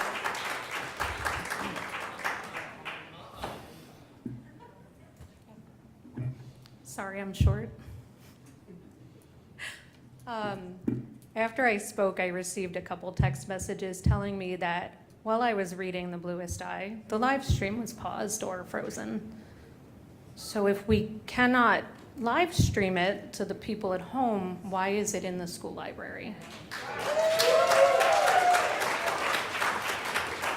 My heart goes out to anyone that was sexually abused. I have a family member that was when we were children. Reading these books in school, there's no mental health counselors at my child's school, 0. So when that child reads that, maybe they have a bout of PTSD, which I've seen with my own eyes. There's no one there to comfort them. There's no trained professional to handle it. They should be in therapy. They should be speaking with their parents. They shouldn't be reading a book that wasn't able to be live streamed to the people listening at home. Thank you. Next up. Yes, some of these books don't belong in our school, but it does take a village to raise a child. Now, I'm not one to have my daughter read these books, but there are also people who are trained professionals. There are also parents. So I think that we need to take a step back, look at both sides of the aisle, and bring everyone together. because just saying yes or no is not going to do a damn thing. Thank you very much. Next up.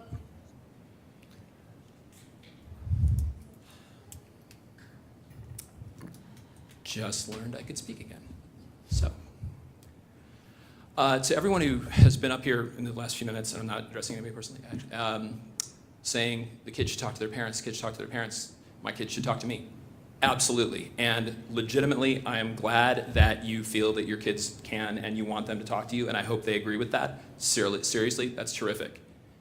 Are we going to pretend that that is universal? Are we going to pretend that kids who are molested, most often by anyone, strangers? No, not strangers. Friends, family, people close. We know that the way these actual groomers get away with that is fear. Fear, shame, not being willing to talk about it with friends, with family. Not everybody has that parent they could talk to. And it's not, we can't fix that problem right here. You can't fix that, that is not on you.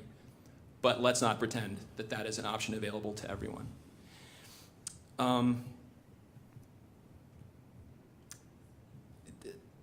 This idea that parental rights are somehow served by letting one parent with as few obstacles as possible under this new policy remove the choice from all the other parents in the district for, I believe, 8 years is the new period, is insane. I'm a parent. I have rights, I think. I realize we're in Florida, so I have fewer and fewer and fewer, but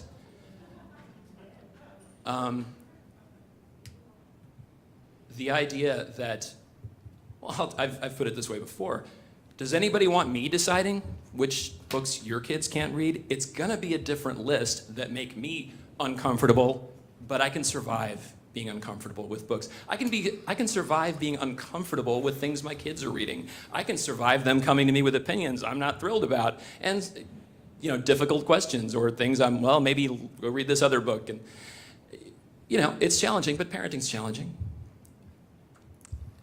But I chose to become a parent. I plan to continue to be one, and I don't want the state, the county, the school board, the parent who thinks that everything is pornography if you say it loud enough and scribble it enough.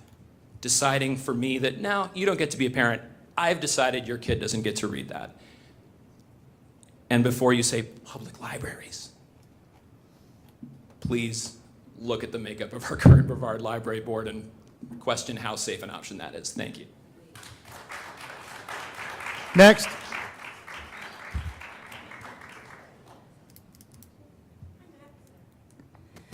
Okay, some of you may know me. I'm Virginia Hamilton. I am a teacher in Brevard County, and I started an animal organization. And I've been working with animals since the 90s.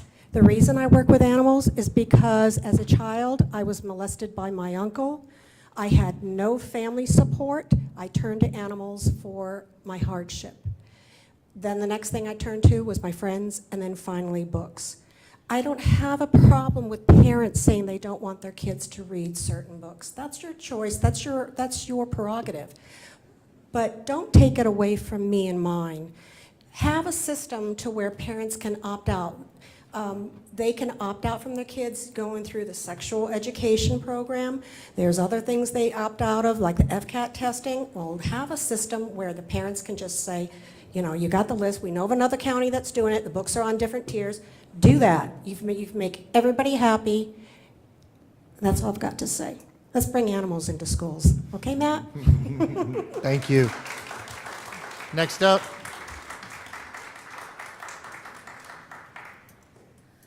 Hello, good afternoon. You've already heard from me, so guess I'm back. So there's been a lot of adults up here to address it, so let's get it from a kid's perspective. From my perspective, personally, I would want to read these kinds of books. Why? Because honestly, it's helpful to people that go through it, because the irony is you don't understand how your life is so different from other people until you see it from another perspective. You may not realize it, but if you think about it, it's true, no matter what scenario. My household is very, very different from a lot of my friends, and a lot of my friends cannot go to their parents. So who do they go to? They go to me. I am what would be the one who listens, and I help with advice because they don't have anyone to go to that they trust. I am that person. The things I have heard is very interesting. Do I expect them to go to their parents for that? No, and I'll remain their names anonymous and what they talked about with me anonymous. You don't get to hear that.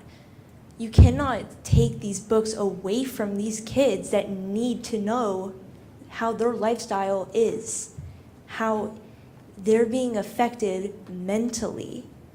That does not fade. Trauma doesn't fade. PTSD doesn't fade. That's life. You can't just expect people to go into life blindly because that creates problems in the long run. Thank you for your time. Thank you very much. Do I hear a motion?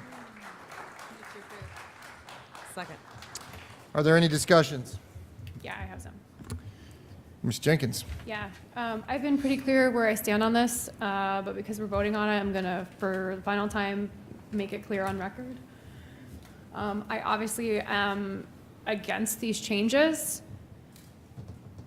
I've said this before, but I'm gonna say it again. I don't understand why we're taking professionals out of the discussion and leaving 5 members appointed by the board.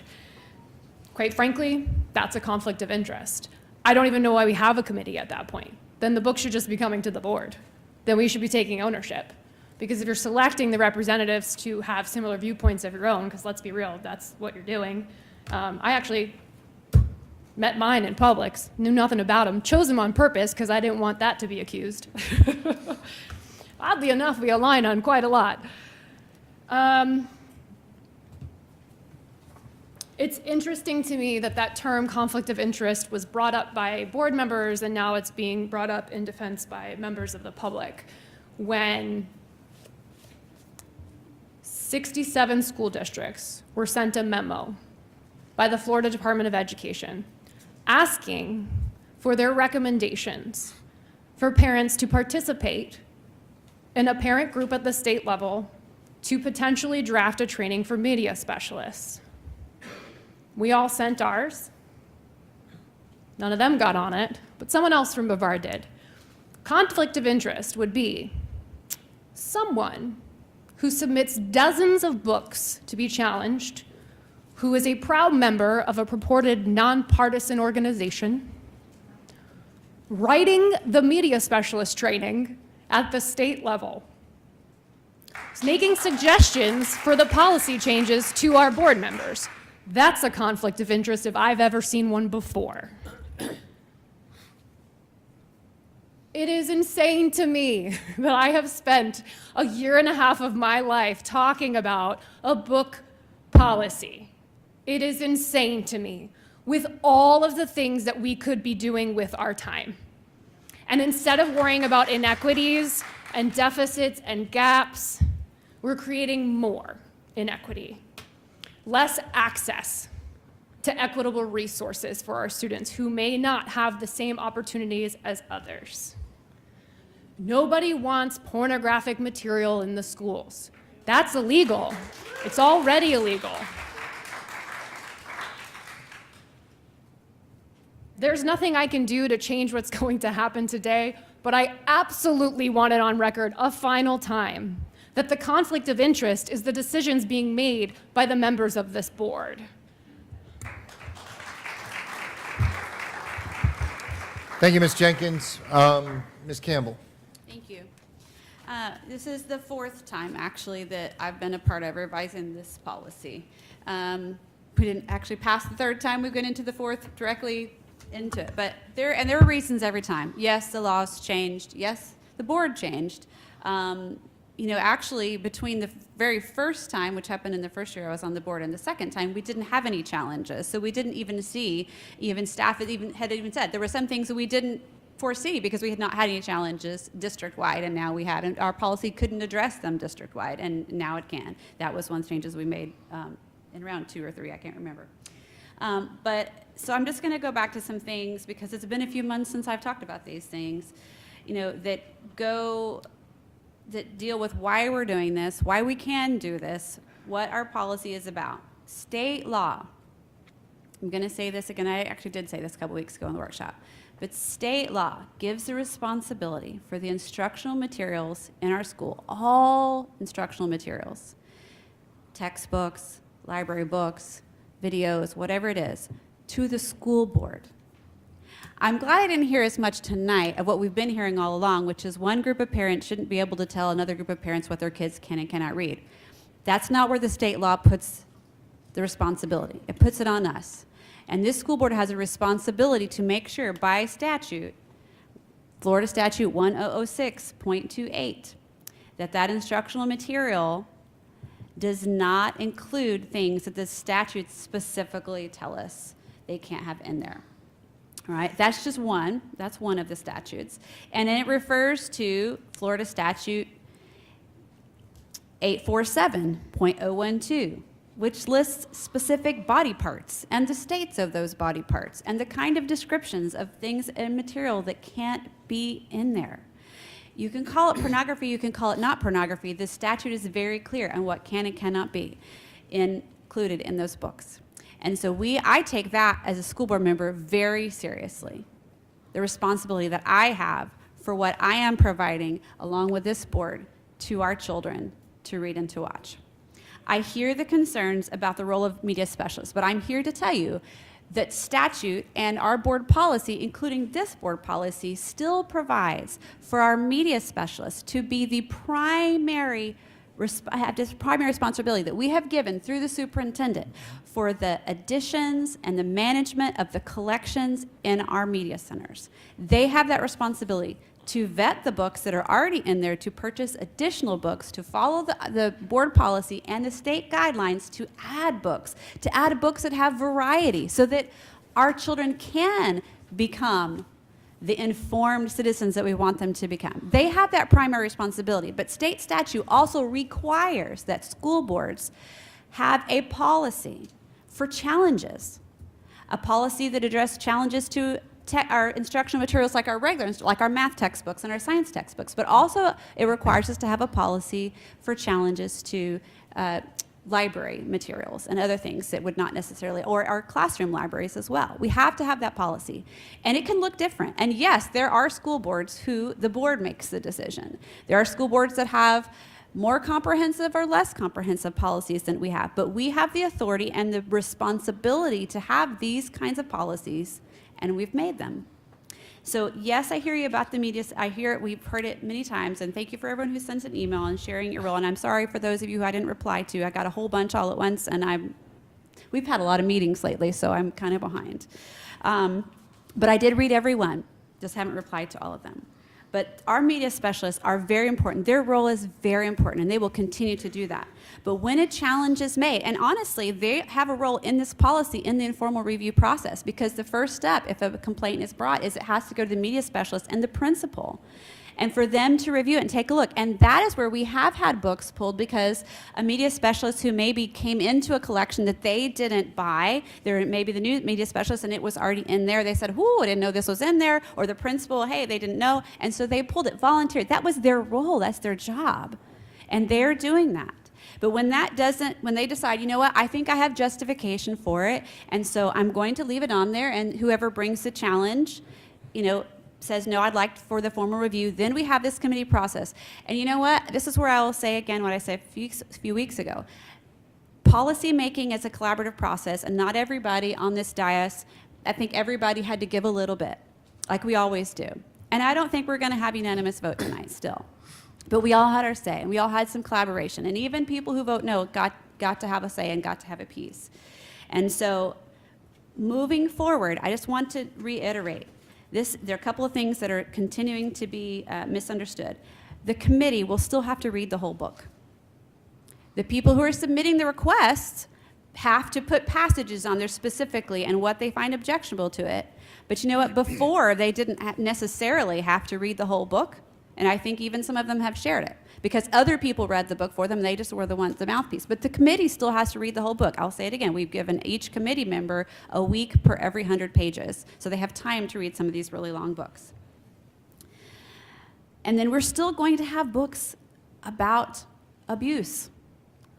We're still going to have books about LGBTQ topics. We're still going to have books about racial issues. We're still going to have those books. And I know some fantastic media specialists who I've had several conversations over the last few years about this process. They work really hard to make sure that their books are representative of their student body. We're still going to have those. But you know what? We can have those kinds of books without having graphic, scene-by-scene, play-by-play sexual descriptions.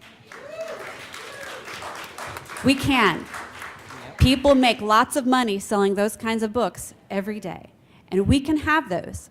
And we don't have to have the other that state law requires us not to allow. And the point of the committee is because sometimes that is subjective. And we have, as a board, have chosen to revise the policy, and this is where we are now. We have 5 representatives. And by the way, it doesn't have to be parents. You know, one of us could choose a media specialist, because all it really says is a school board appointee. There's nothing that says a media specialist couldn't be one of our appointees. So we have that authority, and we're going to take it. But I just, you know, this continuing I understand where the drama's coming from, but a lot of it is misinformation, and a lot of it, to be honest, is political spin. But I just want to point people to the statutes, because this is very serious. And I take it very seriously, and I believe the rest of the board. We may not all come to the same conclusions, but we take seriously this responsibility that we have. Thank you, Ms. Campbell.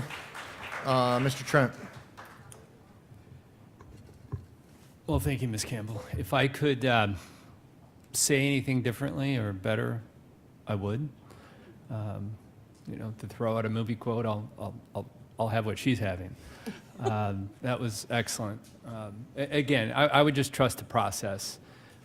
It is a policy. It's not a perfect policy. I have a feeling that we may be revisiting this policy in the future. If we're going to repeat the past, it's probably going to come up again. But again, I would trust the process, and we will err on the side of caution. I like that phrase, and I believe this committee is going to do it, and that's a hill I will die on. So, again, trust the process. Thank you. Thank you, Mr. Trent. Ms. Wright.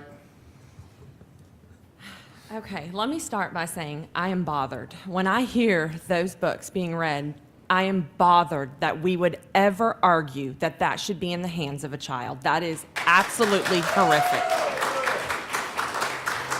There are roughly 130 million published books. We do not have them all in our public library because we can't house them all, quite frankly. That doesn't mean they're banned. It just means they may not be appropriate for the setting that they are being tried to be placed in. So what I will say, Ms. Campbell, you so eloquently put this, with the statute and our responsibility, but at the end of the day, if we're arguing about protecting a child from exposing them to sexually explicit books, you're right. I'm going to say, not on my watch. I'm not for that. Thank you, Ms. Wright. I think all of the points that have been set up here are valid. I think that everybody up here has made some great arguments. Ms. Campbell, perfect layout, right? You did an amazing job there. And the rest of the board members have done a great job. I want to take a second and say thank you to everybody on both sides that came forward to make their arguments. I appreciate you guys coming in, and I think it's time to call the question. Do I hear a motion? That's already So done. moved. Yeah, we did that. All right. All right. Second. All in Nope. favor signify by saying aye. Aye. All opposed? Nay. 4-1. Ms. Hand, please let us know about the item under the action portion of today's agenda. Yes, sir. The first item is H33, travel approval for Katie Campbell to attend the FSBA Annual Summer Conference. Do I hear a motion? Move to approve. Second. Is there any discussion? All in favor signify by saying aye. Aye. Anybody opposed? Next is H34, travel approval for Matt Susan to attend the FSBA Annual Summer Conference. Do I hear a motion? Move to approve. Second. Is there any discussion? All in favor signify by saying aye. Aye. All opposed? Next is H35, department school initiated agreements. Do I hear a motion? Move to approve. Second.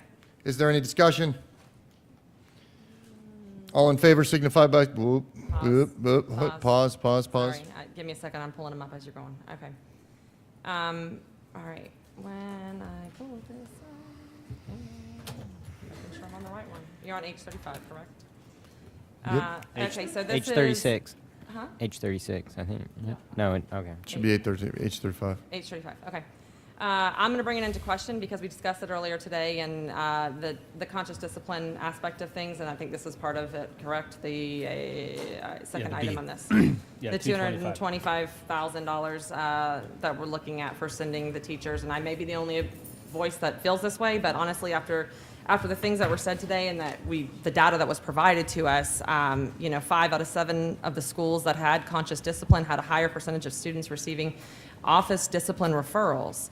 5 out of 7 of the schools that had conscious discipline have a higher out-of-school suspension rate. So to me, especially after the presentation, I'm not in favor of approving that part of it. I don't know how that looks on striking, Mr. Gibbs, what is your recommendation here?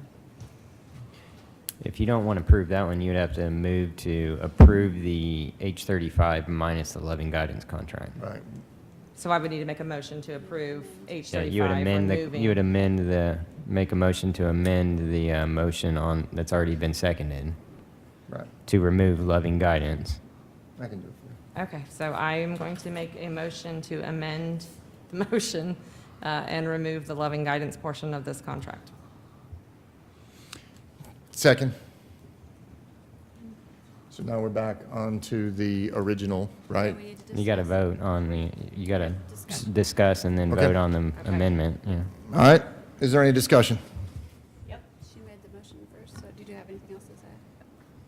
No, I mean, I really covered what my issues were, I think, with it. Okay. Ms. Jenkins? Man, it's so interesting to me how often this board,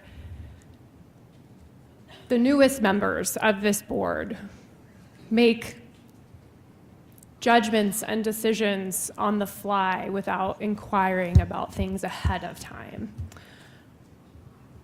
I question how many classrooms and schools you visited and watched this program being implemented to make the decision that you're making today. And you're basing it off of a piece of a presentation that was put together today.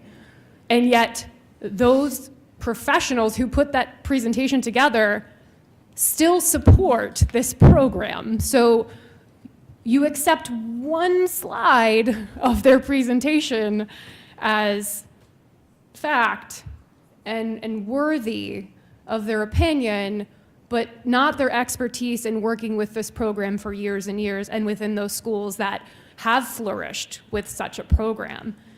That is very frustrating to me. I'm not shocked by it, seeing as though we hear conscious discipline as CRT in the media. I'm not shocked by it, by the people who are whispering in this room that smile every time you make some of these random motions. This is so frustrating.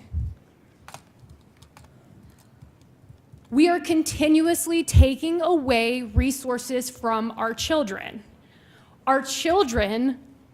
who may not have access to the same environments as others. This is a program that teaches adults to self-reflect on how they interact with a child and teaches safety and comfort between the adult and the child in the room. Empathy, respect, self-regulation, that they have emotions. It's okay to have emotions, but you need to learn how to get over them quickly so that you can continue to be a part of the educational environment that you are in. How you can justify removing that from our children, 70,000 children. It's mind-blowing to me. I literally am thinking of the families that I went to visit last week with the ALC. Those children need these connections with adults. They thrive on programs like this. This doesn't harm them. And to say that it's so expensive and it's not worth the money, this is the first time that we're spending money and making a decision, quite frankly, that is like affecting change on our children. We have spent so much money on these random decisions since November that could have went towards benefiting our kids. This is crazy. This is not new. This is not a new program. This program is so beneficial that when it was piloted in small ways across this organization, it has finally made it to the level in which we had pilot schools. And now we're trying to add more because it's benefiting our kids. Have you asked our teachers how they feel about it? Have you asked our administrators how they feel about it? This is not a decision to make off of one slide in a 30-slide presentation. Respect the professionals in the back of the room. They know what they're talking about. Some of them have worked here for 25 years. Some of the most challenging schools they've been administrators for. Trust them. Ask them about it. Don't question the data that they transparently present to you and explain why it is that way and why they want another year out of it. Don't do that to them, and don't do this to our kids. They deserve better. Just for point of clarification, Ms. Jenkins, this is the amount awarded is $225,000 for the training for conscious discipline for a 5-day, 200-person academy. Mr. Susan, That's- I'm well aware of what it is. It is what the recommendation of our staff was this afternoon in the workshop. Ms. Jenkins, if I could finish, No, please. Mr. Susan. Point of order, no, Paul, can you Mr. explain that when I Susan, start no, speaking? you don't get to. Point of order, Paul. You Can don't can get come to in here, clarify Paul? what I Paul, say. can you Ms. come in here, Jenkins, please? It's his turn. You Thank stop, you. so. I just wanted, there was some comments that were made that was like the program and all this other stuff. Just wanted to say that this is for the amount awarded is for the $225,000. That's all, just point of order on the conversation. Ms. Campbell, do you have anything to say? Yes, I do. Thank you. I'm just going to be very practical about this. First of all, I just want to point out to the board again that what we were presented, where the funding is going to come from, because a lot of times we make money decisions, we talk about where it's coming from. The bulk of the funding is coming out of Title IV, and I need staff to clarify, but Title IV has very specific. It's not that we can move that funding over and pay bus drivers or pay, IAs or whatever. It has to. I believe it's a professional development type thing. Mm-hmm. Is that something that? I believe that's correct, Ms. Campbell. Mr. Reed, is that correct? Yes, Yes. we're getting a thumbs up from Mr. Right. Reed. So it has to be sent specifically professional development type activities. And then the other funding, and so that's the 225. That's what we're talking about. This for this contract is money that's coming out of Title IV. And so I have a concern, again, just going practical. We were presented with all the principals who are already in the middle of the program and the ones who are anticipating starting it next year. And I have a pretty big concern with it's April the 11th, and we're going to kind of pull the rug out from under these schools who have new staff. And I appreciate that. Honestly, I appreciate Mr. Reed coming and presenting. Yeah. You said it, Mr. Trent. If I was going to try to sell this, he was being very transparent and say, we don't have the data to show absolute success here, but we're only a year and a half in.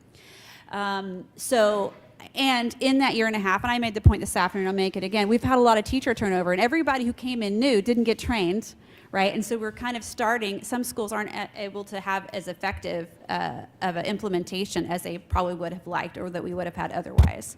So I would, before we move forward, I'd really like to hear, if we don't have this training, what does that mean for our schools who say, I would like to participate? I mean, does that take away does it also take away our, because I'm not sure where you're going with this in the future, but does it also take away our access to the coaches?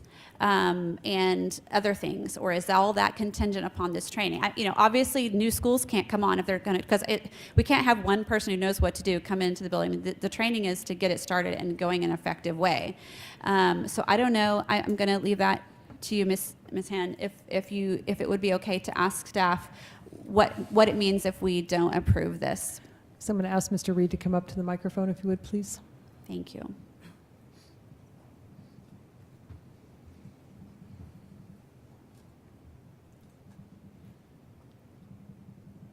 I can sing a song while we're waiting for you. I'm just kidding.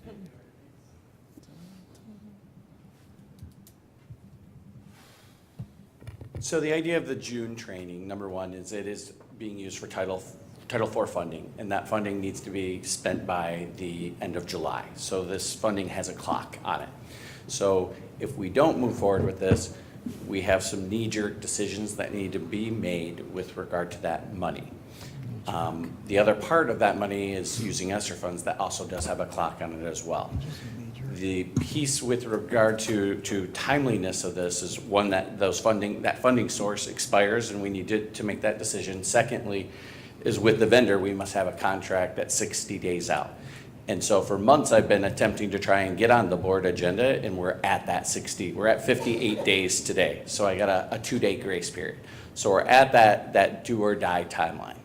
The consequences of us not doing that is a lot of money will have to be reallocated and some knee-jerk decisions will need to be made, and there may or may not be time to get approval from the board, is how I would see things going forward. Secondly, if we don't do the training for those schools, we kind of put a halt on that learning where we have large groups that get to come together versus smaller pockets of individuals. So we lose that opportunity to train the masses rather than the minority in a group setting together to kind of keep that momentum. Okay. Thank you. I appreciate that answer to my questions.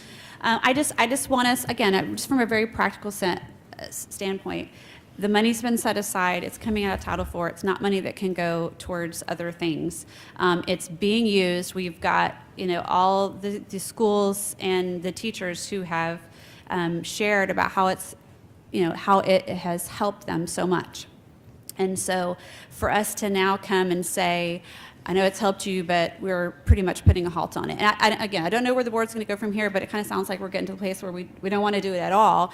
And we've got to have something. I said it earlier today, in an ideal world, no, we don't have to do all these because children come in and they already can self-regulate and whatever, but we're just not living in that world today. We're just not. The reason why we're having all the conversations about discipline is because children are coming into our schools not being able to self-regulate. And, we can find something else over the next year, and make recommendations and ask staff to do the research. They have done research. They came up with this. Like I said, they shared it with us earlier today. They started with a pilot program. If that pilot program, we do pilot programs of things all, in fact, iReady, which we have, they did a pilot program for iReady a year or two before we started with iReady, and then it expanded because it had such success. It was at Palm Bay Elementary, I believe. And so then it grew and grew, and then we have, then we got to the place where we are today because it found success.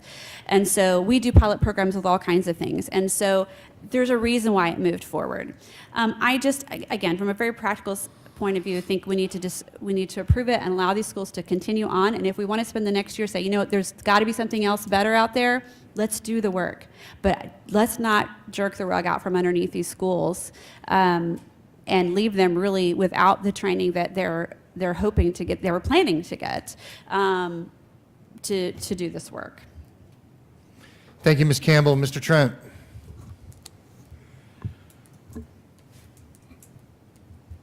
I think we discussed it, the pros and cons, at least from my side during the workshop. It does matter where the money comes from. I mean, it's when you're budgeting, if we can take the money and use it. I mean, that's a few IAs there. There's that, that's help in the classroom. You can't spend that money I on understand that now. So, and I did then, but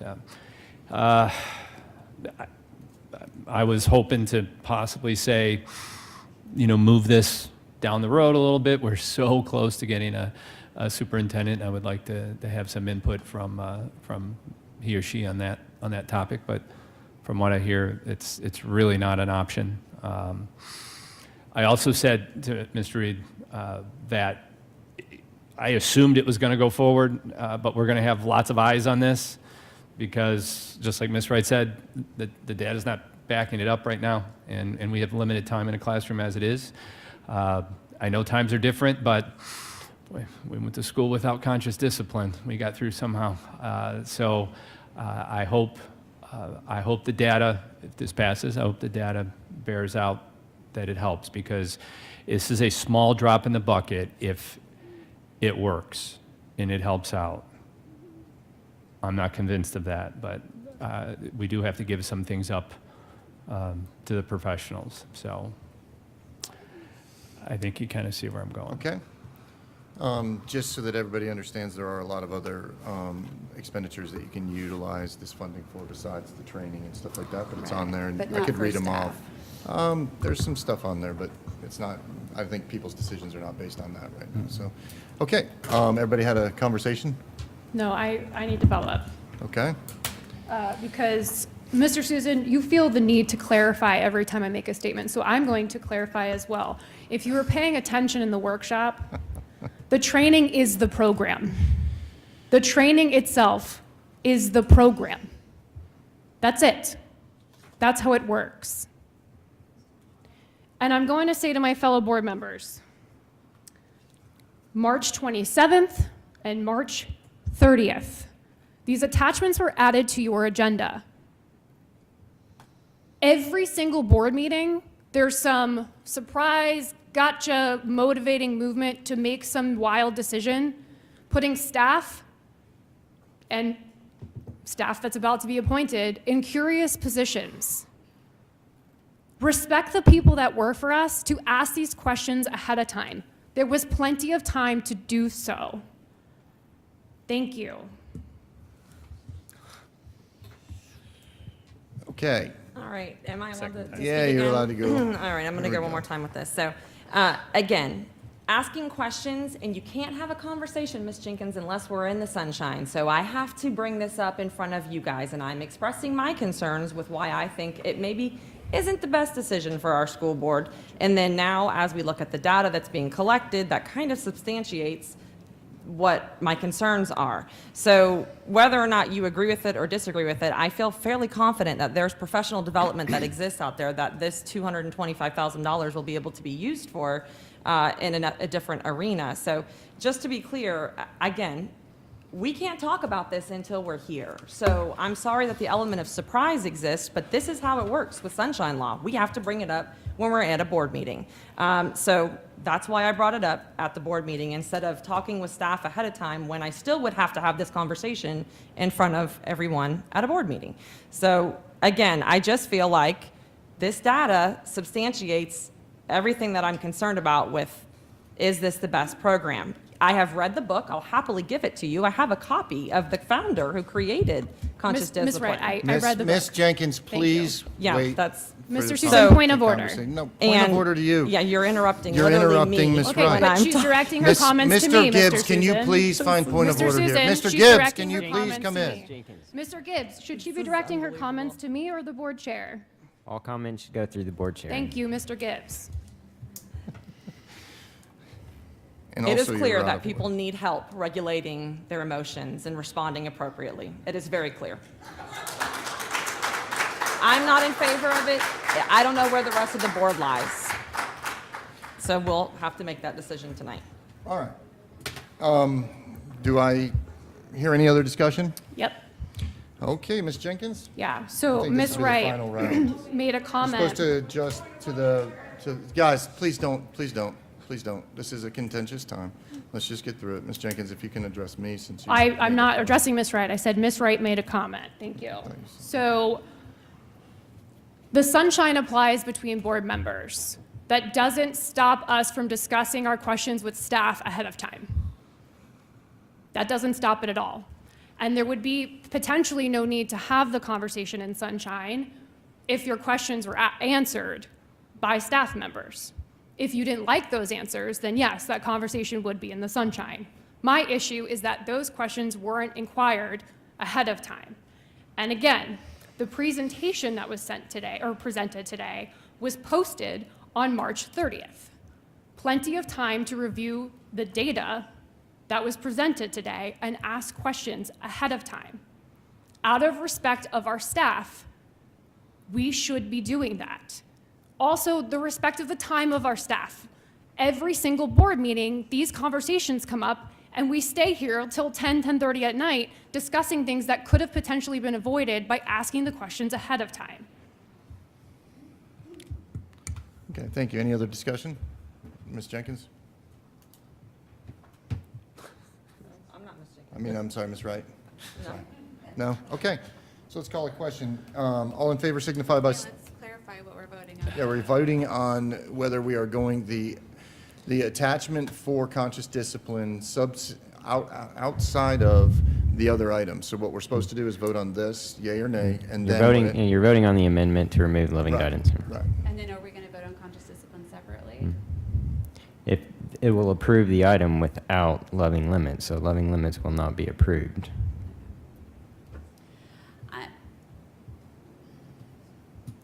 Sorry to be dense. So if we vote no, right now, we're voting on the amendment. Yes, the And then we'd amendment. go back Then to you vote. go back and Okay. you're approving the amendment, which will then be approved 35, but loving guidance will not be on there. Okay. And then do we need to bring up loving guidance again? Only if you're going to approve it. It won't be approved. If So the it's not, amendment you're fails, removing it from, H35 if it passes. The amendment was to Remove- the original amendment was to pull it out of H35. So we are voting to literally pull it out of H35. Then we would go back past H35, then come back to the conscious discipline. Yeah, the amendment is to approve H35 without loving guidance. Right, that's So, it. yeah. We'll do that. So we're going to vote on all the other items right now. No. So the first motion that we're voting right now. The is amendment to that we have pull on, the amendment that's on the loving table that we would be voting on is to whether we are going to pull it out successfully or keep it inside. That's what this is about, right? It's the amendment to remove loving guidance from H35. Right. So we are trying to amend it right now. Then we will go back and we will vote on H35. And then if it passes that we're to pull it out, then we would go back and vote on the amendment to the All right, conscious discipline. let's just Got it? step one. No. Yeah. So we're basically just Right now, we're the voting to amendment separate. is to remove loving guidance, so that's the vote. My amendment was to remove the loving guidance Yes. from That's the it. portion of this, That's so. it. So thank you for that clarification, Ms. Campbell. All in favor signify by saying aye. Aye. Aye. All opposed? Nay. Okay, so it gets pulled out. Now we go revert back to H35 as an overall other items, right? It's H35, which only includes The other A two. right now. Right. There's only one. I think. All right, so then all in favor signify by saying aye. Aye. All opposed? Nay. So now we bring back up the loving guidance by itself, correct? No. Only if somebody wants to. I move that we approve the loving guidance contract. Move the put forward. Second. Is there any discussion? We've already had it. Okay. All in favor of approving the loving guidance signify by saying aye. Aye. All opposed? Nay. Nay. I don't think that was necessary, but okay. Thanks for giving me the opportunity, Mr. Chair. What happened? We Okay, just we're good? voted for the same thing twice. You want to explain what we just did, Paul? Ms. Campbell made a motion to approve loving guidance, and it was seconded by Ms. Jenkins, and it failed 2-3. Right. So we're good? Yeah. Everybody Before good? we move on, Mhm.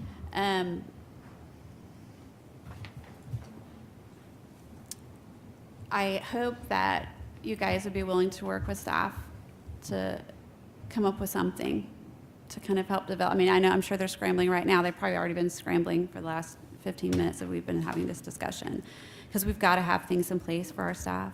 Absolutely. So, and we do have to spend that $225,000 before the end of the fiscal year. So, and we're running short on time. And same thing with ESSER dollars. They don't last forever. So I just want us to feel the weight, Yep. sorry, of the decision that we just made. Sounds good. Everybody good? Moving on. Next is H37, the elementary and secondary emergency relief ESSER funding. or no, I'm sorry. Next is H36, procurement solicitations. Do I hear a motion? Move to approve. I have a move to approve. Do I have a second? Second, all right. Is there any discussion on H36 procurement solicitations? No? No? All in favor signify by saying aye. Aye. All opposed? All right, next is H37, the Elementary and Secondary Emergency Relief Fund under the American Rescue Plan Act, updated instructional continuity plans. Do I hear a motion? Move to approve. Second. Is there any discussion?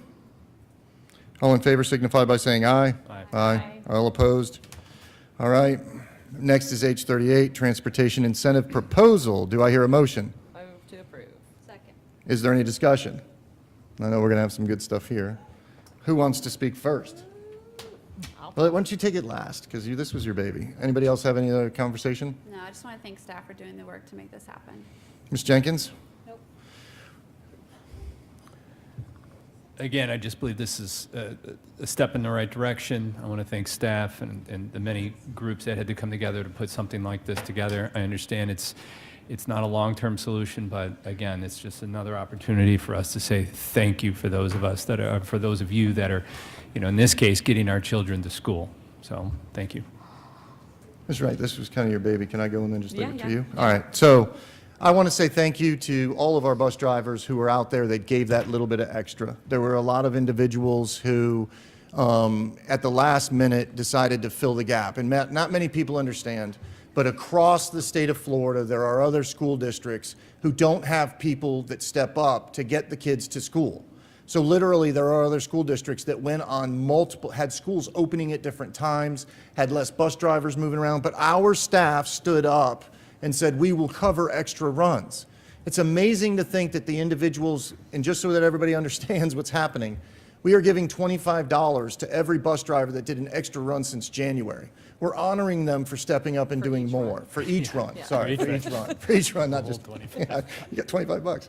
But the thing is that this is amazing, and this is such a huge opportunity for our bus drivers, such a honest, and for people stepping up. That's who we are as individuals, and I just wanted to say thank you. I want to leave all of the thunder for Ms. Wright. I brought this thing in September. I couldn't get staff to move, She went and visited every single transportation center. She met with staff multiple times. She got this thing across the finish line. I would give her credit. So, Ms. Wright, go ahead. Yeah, I want to thank Rashad. So Rashad, from day one, the resounding message I got from every one of those depots was how thankful they were for you because you were there, you showed up, you listened to them, and sometimes a person just needs someone to listen to them, even if they're in a hard situation. And so it really showed your dedication to this department as those being your people. You were part of the team, and so I truly do thank you for walking alongside there. And to our bus drivers, from the second a bus driver came up to me and started crying over the things that they are experiencing and going through, and I'm thinking, man, this is rough. And then you hear their story and how much money they're making or not making, and they can't live off of the wages that they're receiving. And I think, okay, you know what? We have to honor our people. So I'm super grateful. Thank you, Cindy, so much for scrambling. I know you were working the budget end of things. I tremendously appreciate all the numbers and the questions. I think I've asked a million questions on this. So I appreciate you tremendously and your team. And to our transportation department, just know that we appreciate you. This is a thank you for all that you've done. We could not get our babies to school every day without transportation. So it is a vital role in our school system. We are appreciative, and we celebrate this victory with you guys. So congratulations. This is a good one. Beautiful. All right, all in favor signify by saying aye. Aye. Any opposed? Passes 5-0. The last item is H39, Tulia Community Agreement, Group Amendment to Kyler Lease Agreement. Do I hear a motion? Move to approve. Second. Is there any discussion? Okay, all in favor signify by saying aye. Aye. Any opposed? We will now move on to the information agenda, which includes items for board review and may not be brought back for action at a subsequent meeting. No action will be taken on these items today. There are 7 items under this category. Does any member wish to discuss any of these items? Yes. Okay. I wanted to discuss the new middle school attendance boundary to make some clarifications, but I would like to ask Ms. Han first. Is the current recommendation going to be I know right now we're setting information. It's going to be, we're going to publicize the hearing at the next one, and then the hearing will be at the end of May. But is the current recommendation to include all the extra, I just want to clarify, all the 1, 2, extra 3. boundaries? It includes the base boundary and areas 1, 2, and 3. There were other comments from various communities that also wanted to be included. It does not include those, just Okay, 1, 2, and 3. Okay, thank you. You know, we're going to have our process. We're not voting tonight for information. Next week, we're not even voting on it either. We're just voting on having a hearing, and it's just the process that's laid out by law, and then we voting on it after the public hearing on May 30th. But I did want to clarify a couple things. You know, first of all, I want to appreciate the work that staff has done, because your office, especially Karen, has gotten to take the brunt of the very passionate voices of the Vieira Suntree residents who have come. And, you know, there are a few things that to me are unfortunate. It is unfortunate that people that have been misinformed about the process, right? Some people have been told like their Vieira residency fees go to pay schools, and they don't. It's unfortunate that school board members, past and present, have made promises that they really shouldn't have made. But you know what? We're going to get there. And honestly, I'm not down on this. I made my case last time, but we didn't go there. I still have those concerns. I still have the concern that we're going to open the new middle school close to capacity, and we have all this growth coming in the future. I did want to clear up one thing about impact fees, because a couple people have talked about impact fees and how their impact fees went to build other schools. But the last school, up until Vieira Elementary, the last school that we'd built was Heritage High School, which opened in 2009. I remember because that was the year my son was born. That was the last school that we had built. And then the next school we built was Vieira Elementary in 2020. So, 11, 12 years later. And so the impact fees for the South End went to build a school that we desperately needed in this area, because, as I mentioned last time, Quest and Manatee were bursting at the seams, overcapacity, a whole city full of portable buildings outside them, and we had to have a new elementary school. And those impact fees went there. Now we have impact fees going to build the next school, which is also in Vieira. Here's my concern, board, and I'm not sure if I'm still going to be on the board at such a time. But when we start seeing that huge growth out to the west, if this school goes to the way that the potential, the predictions, they're just predictions, so we don't have a crystal ball. But if it goes to capacity and overcapacity, and we're putting portable buildings outside of our brand new middle school, we're going to need a new middle school. We're either going to have to redistrict, which, don't want to do that.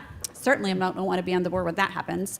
Or we're going to have to build a new middle school. And I will tell you right now, I do not want to be a part of a board that takes on the amount of debt that previous boards took on to build the schools that we have right now, that we desperately needed. We needed Heritage, we needed Bayside, we needed Vieira, we needed all these schools that we built with this debt. But when I got on the board, we had $400 million worth of debt. It makes me nauseous to say it. We still have over $300 million, around $300 million worth of debt for the buildings that we have. And thank you, thanks to the community and the growth, we were able to build Vieira Elementary debt-free. We're building this new middle school almost debt-free with this line of credit, which I'm so thankful for that flexibility, but we're not going to take on millions, tens of millions of dollars worth of debt. We're building impact fees up because now down in the South area, we're desperately going to need something, whatever it may be, an elementary, a K-8 or whatever. And by the way, parents down in the Palm Bay area say, why do we only have one middle school in the city of Palm Bay? It's the truth. Palm Bay is the largest city in the county. It has 115 to 120, I lost count, some 120,000 people. We have one middle school in Palm Bay, Southwest. So where the rest of, those kids don't all go to that school. So let me just tell you, some of them get bused up to Stone that live on the southeast side, and some of them get bused up to Central that live on the northwest side of Palm Bay. So we're going to have to do some building down there. And I don't want to build that school with debt. And I don't want to build a new middle school to the west of us with debt. So we're going to have to really think about it. So, we may have to do some creative adjustments. But I just had to make that statement. When we get there, we've heard from the community. I hear the community. I hear what you've been promised, and I feel bad for the promises that were made to you. But I do understand that people have had that expectation that that's what's going to happen. And it may be best with HB1. I understand that, board. And so I'm moving in favor, I'm moving in that direction, but I just want us to keep our eyes open, because as that development continues, like I said, my priority in any new construction projects are going to be doing it with no debt. And if we can move people around to not go into further debt, that is what I will move for. But again, if I'm not on the board, I hope that's after my term is over, because I don't like those. I don't like the conversations where we're starting to overextend ourselves. Thank you, Ms. Campbell. Any conversations on this side? I would appreciate your concerns about those future growths. I think that there are, just like you said, and I appreciate your support in moving forward. I think you're 100% right in some of the way the debt flow, and I think Ms. Han and I have discussed that with them and tried to explain that to them. I would also say that in the event that there is some sort of massive expansion and all this other stuff and growth, there's a lot more. The elementary school can be turned into a K-8. You can add additions to it. There's just so many other things that we would not, I think it is not in the plan to build an extra middle school. There would be other things that we would be doing. So I wanted to say thank you so much for that support. Thank you so much for bringing up those very good points. I think that they're valid, and I think it's something that we need to take care of. And with that, does anybody else wish to say anything? If not, all right. We don't vote on that, so we're just going to move on. One of the things that I wanted to bring up is we're now at the board member reports. We had some follow-up from the workshop real quick that we wanted to discuss. We had talked about if we were ready to make a decision based on these 3 items, which was Paul's self-evaluation, if we wanted to move forward, that kind of stuff. If we wanted to have him give us a self-evaluation, I'll let him speak to that in a second. Decision to renew the FSBA relationship. And then there was one that we wanted to talk about real quick, which is just something that we talked about before at the offsite, just kind of make it official and start moving there, which is the strategic community summits. So with that, I think we can go to the decision to use Paul's self-evaluation. Do you want to explain that, Paul? No, it's not my self-evaluation. It's the evaluation tool that was Right. used last year. So if the board wants to continue with that, then Tammy will send it out to me and I can start preparing my self-evaluation. I think we were all okay with that process that we used for the Yeah, I'm sorry, superintendent. I didn't know we were going to talk about this tonight, so I had not reviewed that before the meeting, because. The self-evaluation tool? Yeah, we talked about it on the 30th, but I didn't, you're just kind of like, we'll talk about that at a future date. If I had known we were going to have that conversation tonight, I would have Would you made like to through push to it? go through that evaluation tool. It's the same thing we use. Yeah, I'm fine with it, but I Okay. don't, I want to make sure the rest of the board's okay with that. Yeah, I I mean, looked it over. It looks fine to me. So, I would say use the same thing that we've been using. Yeah, I didn't have a problem with it last year, so I'm. Is there anything you wanted to change on it? No. I mean, it was just, and just so you know, Paul, it says Paul's self-evaluation 2, not tool. So I was looking at it, I was like, I don't know why he wants to use this thing. So his own evaluation, but I'm going to go with it. So that's why I asked you. I think Tammy was just going to put on there the Yeah. approval of the tool. Yeah. That's all. So if we're all okay, Ms. Jenkins, I didn't hear you weigh in at all. No? Okay. So I think that's okay to use, right? A decision to renew the FSBA membership. Did you get clarification on the I membership did. percentage? I did. If we don't have a majority board membership, we do lose our spot on the board of directors. Okay. I don't know that if it's immediate, but you have to maintain over a course of 2 years membership in order to keep your spot on the board of directors. So. With that being said, if I plan on continuing it, then I don't want us to lose our seat. So I already know one of us is not a part of it, and another one may not. So Yeah, and I'm if I going can to. help out, I'm in.